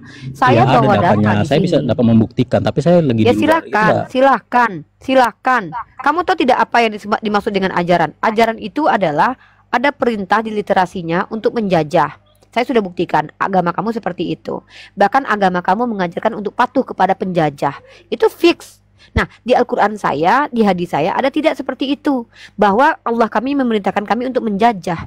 Tunjukkan datanya. Kalau seandainya bicara ada orang jahat mengatasnamakan Islam, emang kita percaya dia Islam? Maaf, kita nggak sebotol itu. Kita nggak sebotol itu gitu ya. Saya tidak percaya. Andailah dia Raja Salman sekalipun melakukan kejahatan, itu nggak ada kaitan dengan Islam. Kecuali dia bawa ayat yang mana ayat itu dipahami para ulama kami, jumhur ulama kami meyakini bahwa itu kita diperintahkan untuk ngebom itu. Mana? Itu namanya ajaran. Kalau oknum, banyak kok orang kayak kalian Kristen juga bisa nyamar jadi orang Islam. Kamu tahu tidak banyak orang Kristen nyamar jadi Islam? Snok Horgonye, Johann Ludwig Burkhardt ngaku-ngaku jadi Islam padahal Kristen. Untuk apa? Untuk belajar Islam. Orang-orang seperti itu bisa melakukan kejahatan terhadap agama Islam, merusak Islam dari dalam. Nah, kami nggak gampang gitu percaya, brother. Makanya kami butuh data. Bahkan kamu tahu tidak? Bukan hanya dari pihak Islam teroris. Kamu mau saya nih saya kasih data. Nih. Ya. Bentar. Saya tuh kalau bicara nggak suka kalau bicara tuh nggak pakai data. Nah, jadi kalau kita bicara teroris, mau kamu bandingkan orang yang membakar masjid dengan penjajah, gak bisa kamu bandingkan dengan inkuisisi Spanyol. Tidak akan terbandingkan antara orang yang coba membunuh dirinya dengan penindasan di Australia, asimilasi paksa di Kanada yang korbannya ribuan. Mau kamu bandingkan dengan itu? Penjajahan berpuluh-puluh tahun. Nih, kamu mau nengok nih, begini caranya kalau diskusi sama saya itu, ya. Nih, kalau sama saya itu diskusinya begini. Jangan cuma sekedar ini doang. Nih. Jadi teroris itu jangan bilang cuma Islam teroris. Apaan lo? Nah, Kadensus 88. Teroris tidak hanya Islam. Yang Kristen juga ada. Nih, kayak gini pakai data. Gitu loh. Pakai data. Nih Itu baca data nih Anda. BBC. Itu data Ya data Anda. saya lah. Anda aja nggak bawa data. Ini Anda BBC nih. belum lihat data BBC. saya. Jadi kita Serangan jangan teroris sebelah aja. kelompok Kristen. Tewaskan 2 polisi. Pertama terjadi di Australia. Ini teroris dari Kristen. Mau ngomong apa? Jangan begitu kalau bicara itu pakai data. Jadi Ya, kalau itu kan kita data bicara Anda. yang namanya Anda belum ya melihat data saya lah. gitu. Ya memang data saya. Emang siapa bilang itu datanya Bunda sebentar. Rama? Aneh. Ini mungkin saya lagi sendiri ya. Nanti lain waktu kita bisa Kok ketemu merasa? lagi. Saya lagi Ya dulu dengan udah. Bunda Gini. Fauzia untuk kurungnya gitu. Jadi saya nggak bisa lama-lama di sini gitu. Ya udahlah kalau gitu. Gak bisa lama-lama, kau aja di sini udah sejam Baluap. Bahasamu dari tadi gak bisa Ya, lama-lama, gak bisa lama-lama.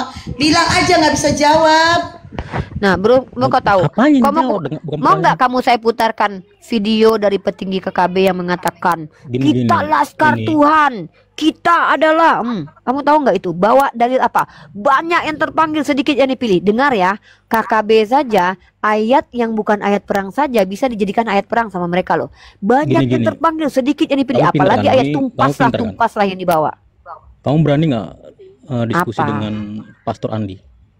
Jangankan saya Pastor konfirmasi. Andi, kalau perlu Pastor Andi kita bayar diskusi di tempat KST 500.000 dari saya. Mau? Nggak seperti 500 itu dari ngomongnya. aku, jadi Kita- 1 juta. kita 1 jangan ngomong juta. seperti itu nih. Saya undang Kan- Pastor Andi yang paling ganteng sejagat maya untuk diskusi dengan saya. Dari saya 500, dari KST 500 di Komal KST. Ya, H2H nggak usah dengan ngomong saya. gitu. Kita nggak Temanya perlu adalah membahas agama uang. perang, agama Kita perbudakan, agama diskusi persundalan. santai aja. Oh Nggak usah iya bawa dong. uang gitu. Ya lo maksud saya saking saya maunya kamu kan Pastor Andi nanya. Pastor Biar Andi saya itu memang gak konfirmasi. Pade bagus dari ya. Pade 5 Ketemu. juta. Pade Tuh. 5 juta jadi 6 Tuh. juta. 6 juta tuh, mau nggak Pastor Andi tuh? Lumayan kamu 1 jutanya, 5 juta buat Pade 5 pastornya. juta. Ayo. Nah, Anda Ayo. berbicara berlebihan. Kita kalau memang mau Ngeles lagi. Ngeles nggak lagi. usah dengan bawa Nah, uang. apa sih Brad? Loh, kami saking menghargai, kami saking butuhnya ilmu kalian, kami nggak- kami nggak bahkan seperti bayar. kalian Umat butuh Islam itu uang. gini loh, brother. Tunggu brother. Umat Islam itu menghargai ilmu. Kalau kami dapat ilmu, kami belajar. Belajar itu kan bayar. Nah, kalau kami mau belajar kepada saya mau belajar kepada pastor Anda, saya bayar dengan cara apa? 1 jam dia diskusi di sini 5 juta, gila kali kami umat Islam saking mencintai ilmu. Baik. Itu terserah Anda, nggak apa-apa. Tapi kalau memang Anda berani, biar saya konfirmasi gitu kepada. Aduh, kok berani nggak Pastor berani? Andi. Saya aja bayar loh ingin diskusi sama Ya, pastor Anda Anda. siap tidak gitu? Anda siap tidak? Ya ampun, ya Allah, aku nunggu-nunggu ini, brother. Jangankan Pastor Andi, semua pastor di Indonesia, Uniriva sedang bertanya, sedang menantang. Tolong jelaskan kepada saya, benar tidak nih Tuhannya kalian seperti ini, mengajarkan untuk menjajah, Iya, itu bisa mengajarkan terbantah untuk semua bersundal. oleh data Pastor Andi. Kita kok bisa diskusi santai aja, nggak perlu. Siap, brother. Saya mah Baik, gampang saya orangnya. permisi dulu. Kalau memang ada salah kata, ya mungkin saya minta maaf. Jadi saya harus pamit, Saya nggak udah bisa. bayar, masa nggak? Coba lah kamu pikirin. Saya aja bahkan bayar loh. Masa mau ditanya siap atau enggak? Saya aja bayar loh. Kalau enak saya yang bayar loh. Kalau nggak enak dia yang bayar. Baik. Kau nggak bisa Saya permisi dulu ya. mencerna kata ya. Sampai dibayar loh. Iya, kalau Dia enak tuh nanti bisa. aku yang bayar. Ya, tapi Nggak kalau bisa dia bahasanya nggak enak Iya. gitu. Bahasa Kalau Anda enak dari tidak dia, enak. gue yang bayar. Kalau nggak enak dia yang bayar. Kau baik cita kau. Kami tuh gitu loh Aku nggak kami bisa ini loh. lama, kau Marah-marah. bisa lama. Dasar kau nggak ada ilmu kok. Bisa Jangan lama marahkan, kau. Ya, kasihan juga kan ilmu Nora. Betul kau. Nah, Nora, kau bilang dia nggak bisa ngapain Lanjut nih. kata. Kalau dia bisa mengartikan kata-kata, dia tidak akan menuhankan manusia. Betul. Ya, kalau kami Karena ini dia nggak Oholiba bisa. dan kami adalah Ohola dan Oholiba. Kalau enak kami yang bayar, kalau nggak enak kalian yang bayar. Ya kan Maria Magdalena tuh. Gitu. Ya, jadi kita lanjutkan. Saya membuktikan bahwa agama Kristen adalah agama penjajah. Pertama, memang Tuhannya mengajarkan menjajah. Yang kedua, Tuhannya ketika berinkarnasi mengajarkan untuk patuh kepada penjajah. Maka dengan ini kita putuskan bahwa ajaran Kristen memang terbukti mengajarkan penjajah. Begitu juga dengan penjajah yang datang ke Indonesia, itu bahkan misionarisnya bersekutu dengan penjajah melawan pahlawan nasional Sisingamangaraja, yaitu Nomensen. Lanjut.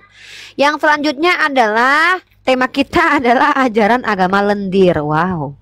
Ini agak sedikit mainstream, guys. Udah pernah lihat Tuhan buka celana dalam belum kalian? Tapi ini agak ngeri-ngeri sedap sih, nggak apa-apa lah. Pelan-pelan aja aku ngomongnya ya, biar nggak di-banned. Ngeri kali coy kalau Bahasanya ini di-banned. dipelintir-pelintir Uni. Iya siap lah kak. Ini Yuk, langsung agama- 2 yang dicabut. Bunda Rahma, iya Bunda Rahma langsung turun juga. Gara-gara dicabut. Itu makanya langsung berdua, klub. Nggak ada lagi kalian dua. Oh. Aduh. Bunda Rama juga ta. Iya. Keren kali ta kami. Ya jadi teman-teman, kita ini di sini adalah umat yang bisa membuktikan ya. Kami tidak akan pernah berbicara tanpa dasar karena tidak boleh di agama kami berbicara tanpa dasar. Kami umat Islam selalu diajarkan untuk berbicara pakai dasar, pakai literasi. Nah, sekarang saya akan membuktikan bahwa ajaran Kristen juga terindikasi ajaran lendir. Kepalaku naikkan ke atas sedikit. Baik. Oke.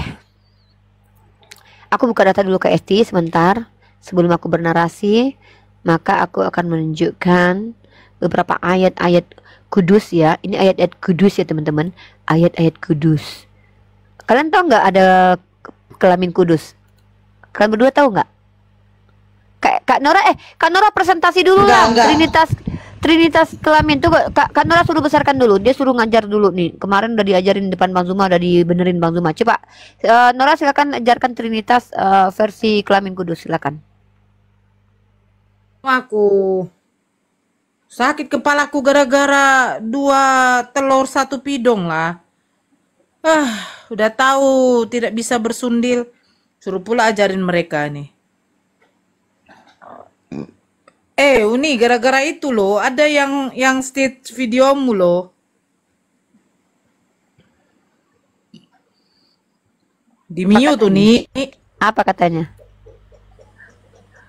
Saya akan apalah itu, ada satu laki-laki itu Unirifa ya, waktu mengatakan saya udah aku tengok apanya videonya itu. Uni pakai baju hitam kan waktu ngomong itu kan? Ya, nggak apa-apa kalau mereka marah kan. Aku ngikutin Elia menggambar-gambar itu. Kan bukan aku juga yang mengatakan, Pak Pendeta JJ yang mengatakan itu. Yang kelamin itu? Iya, Pak Pendeta JJ itu di awal-awal kami di grup WhatsApp itu dia mengatakan bahwa Tritunggal itu seperti kelaminnya pria, 2 biji 1 batang itu. Kan Roh Kudus itu kan sama Bapa kan sama gitu, mirip kan bentuknya, 2 biji kan, 1 batang kan Yesus itu Pak Pendeta JJ, aku cuman mengulangnya aja. Dan inilah maksud kita berbicara ini adalah kalau kalian itu merasa terhina, berarti kalian akui doktrin kalian itu menghinakan. Karena bagaimanapun juga pertanyaannya adalah tapi analogi itu masuk loh. Ada nggak yang bilang kalau laki-laki itu punya 3 kelamin? Kutanya dulu. Coba aku tanya. Nggak ada. Kelamin? Nggak ada kan? 1 kelamin kan? Cuman masalahnya Uni, kalau 1 telur ada, turun beruk. Ada ya laki-laki punya 1, berarti kan cacat kan? Cacat lah. Cacat kan? Nah, udah. Nah, oke. Kita akan membahas tentang agama perlendiran ya. Pertama teman-teman, kita harus melihat bentar.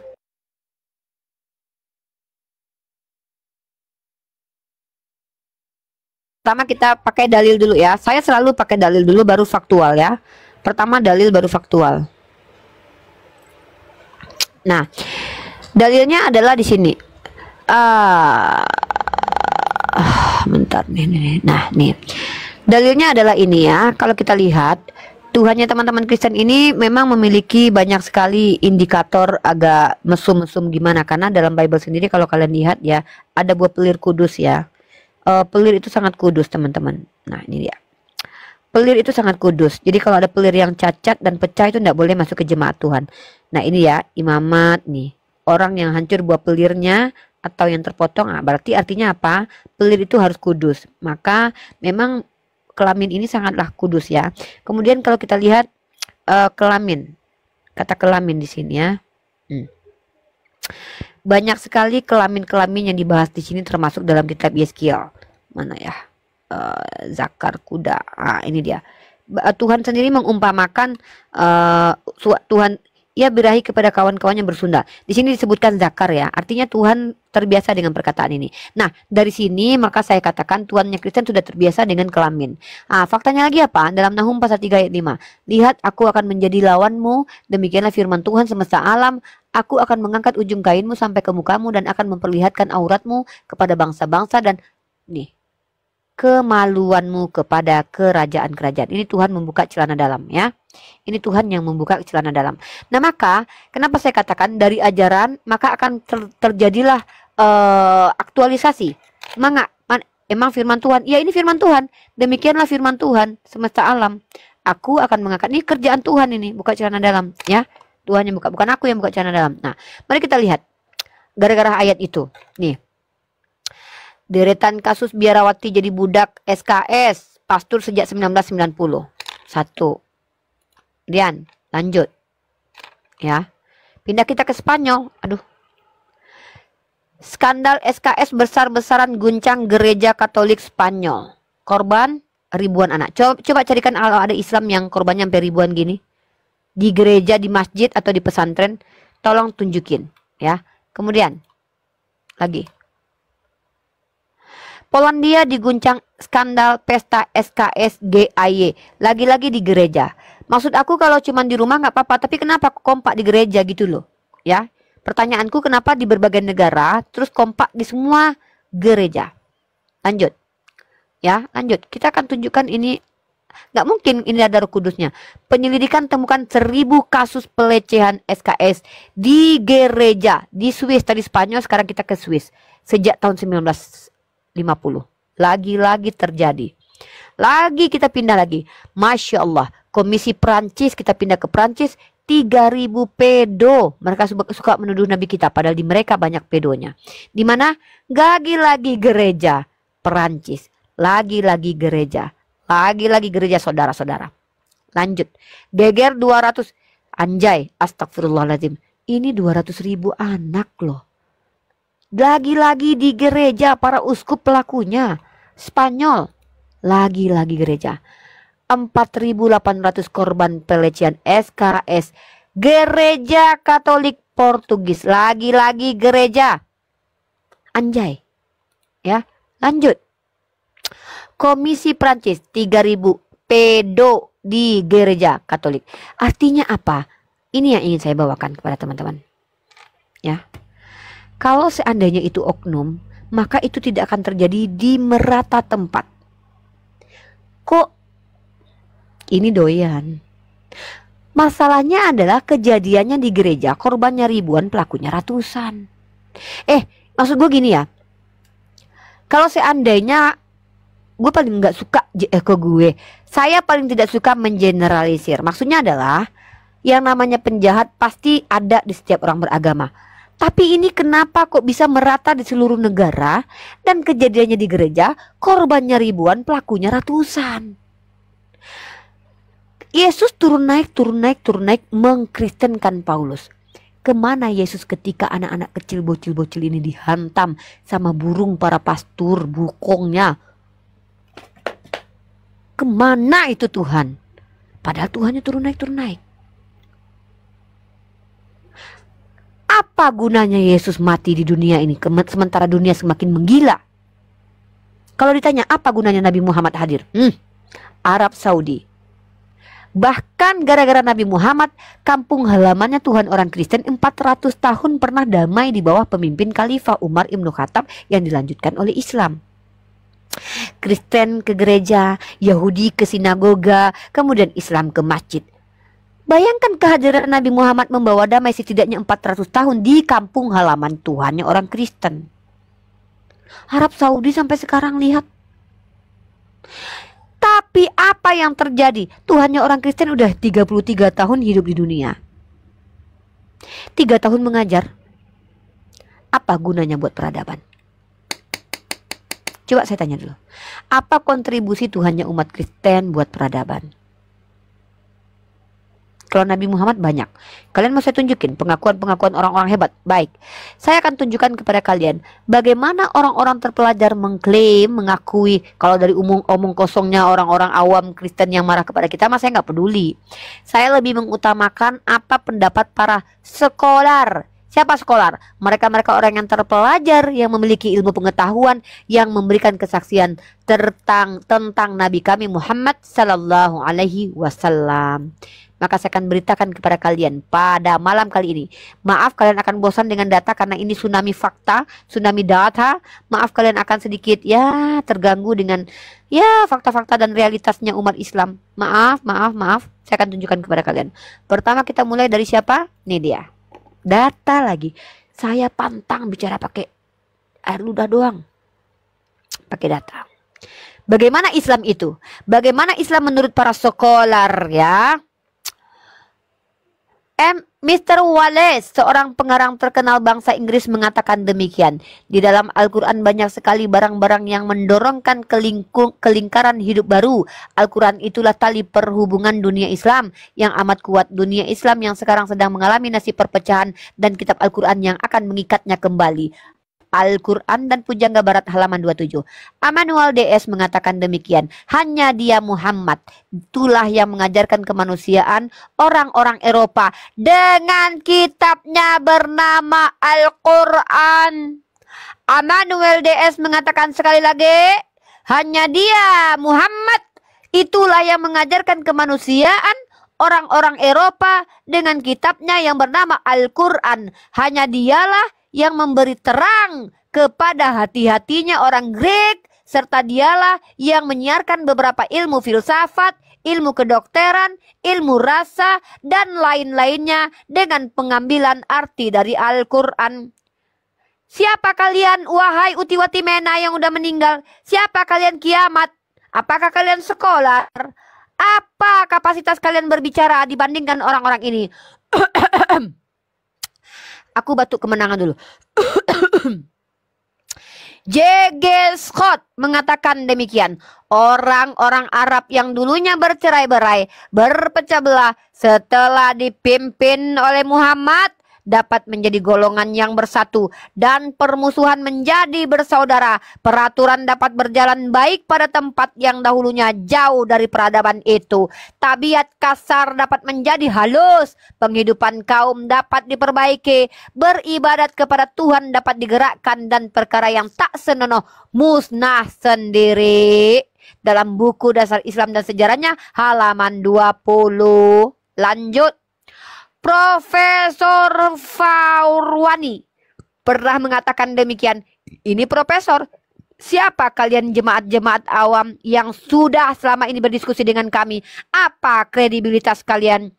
Muhammad itu orang yang memaksa dunia dengan kekuatan yang hebat guna membangunkan beberapa bangsa. Nama Muhammad, jasa Islam akan terlukis dengan tinta emas di dalam sejarah dunia untuk memperingati jasanya yang besar itu untuk menghidupkan semangatnya yang sudah mati, menggerakkan kekuatan kebenaran yang hampir musnah. Aku telan dulu air ludahku ya, batuk kemenangan dulu sedikit.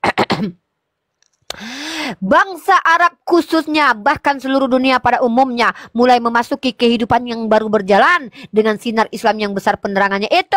Dan pernah juga beliau mengatakan demikian, dengan wahyu Tuhan yang pemurah dan penyayang, pengasih, agama Islam menjadi sumber penyuluh kepandaian dan kemajuan bangsa Afrika. Ya, batuk kemenangan aku dulu. Begitu caranya diskusi. Bawa data. Ya, bawa data. Lanjut. Siapa kalian? Umat jemaat awam. Ini Profesor Stanley Land Pole mengatakan demikian. Adalah sulit sekali kita menjawab dari mana bangsa Arab memperoleh kepintaran yang tinggi dan pengurusan yang beres, sedang mereka keluar dari tengah padang gurun pergi berperang. Dan juga kemenangan yang diperoleh mereka tidak memberi kesempatan buat mempelajari betapanya mendapat peraturan dari bangsa lain. Betapa caranya mendapat peraturan dari bangsa lain. Mereka mengakui, profesor mengakui, lalu siapa kau jemaat awam? Siapa kalian orang Kristen awam? Darni, siapa kau Sopi Kuntul? Siapa kau Mikana? Siapa kau Erben? Apa kapasitas kalian berbicara? Mr. David pernah mengatakan demikian. Kemajuan bangsa Arab dapat mengadakan di Suriah dalam masa 2 abad akan kemajuan modern yang oleh bangsa Rum, ini Romawi dan Greek, dikerjakan dalam masa bilangan abad. Pertukangan yang mengherankan, kekokohan yang nyata, bahasa yang mempunyai peradaban tinggi, syair yang menarik, senjata Damaskus yang masyhur. Ini orang siapa yang bicara? Siapa kalian? Lanjut. Mr. Thomas Carlyle pernah mengatakan pula demikian. Dengan kekuatan Islam, Allah sudah mengeluarkan bangsa Arab daripada kegelapan pada cahaya yang terang dari Allah.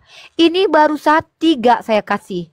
Belum saya tunjukkan 1, 2, 3, 4, 5. Bosan kalian nanti baca. Baru itu. Lalu kalian mengatakan Al-Qaeda? Siapa yang bisa mempertanggungjawabkan bahwa Al-Qaeda bukanlah hasil dari karangan umat Kristen? Siapa yang bisa mempertanggungjawabkan? Hei, kalian umat POC, David et Impera, pecah belah. Kalian tak mampu melawan kami yang kuat. Maka cara kalian apa? Kata Paulus. Untuk orang Yahudi, aku jadi orang Yahudi. Untuk mereka yang tidak hidup di ajaran Torah, aku jadi orang Torah. Walaupun aku tidak hidup dalam ajaran Torah. Beginilah ajaran Paulus. Sebentar dulu, punya adab dong. Jangan kayak penjajah. Baru masuk udah mengacak-acak room orang. Belum diizinkan bicara.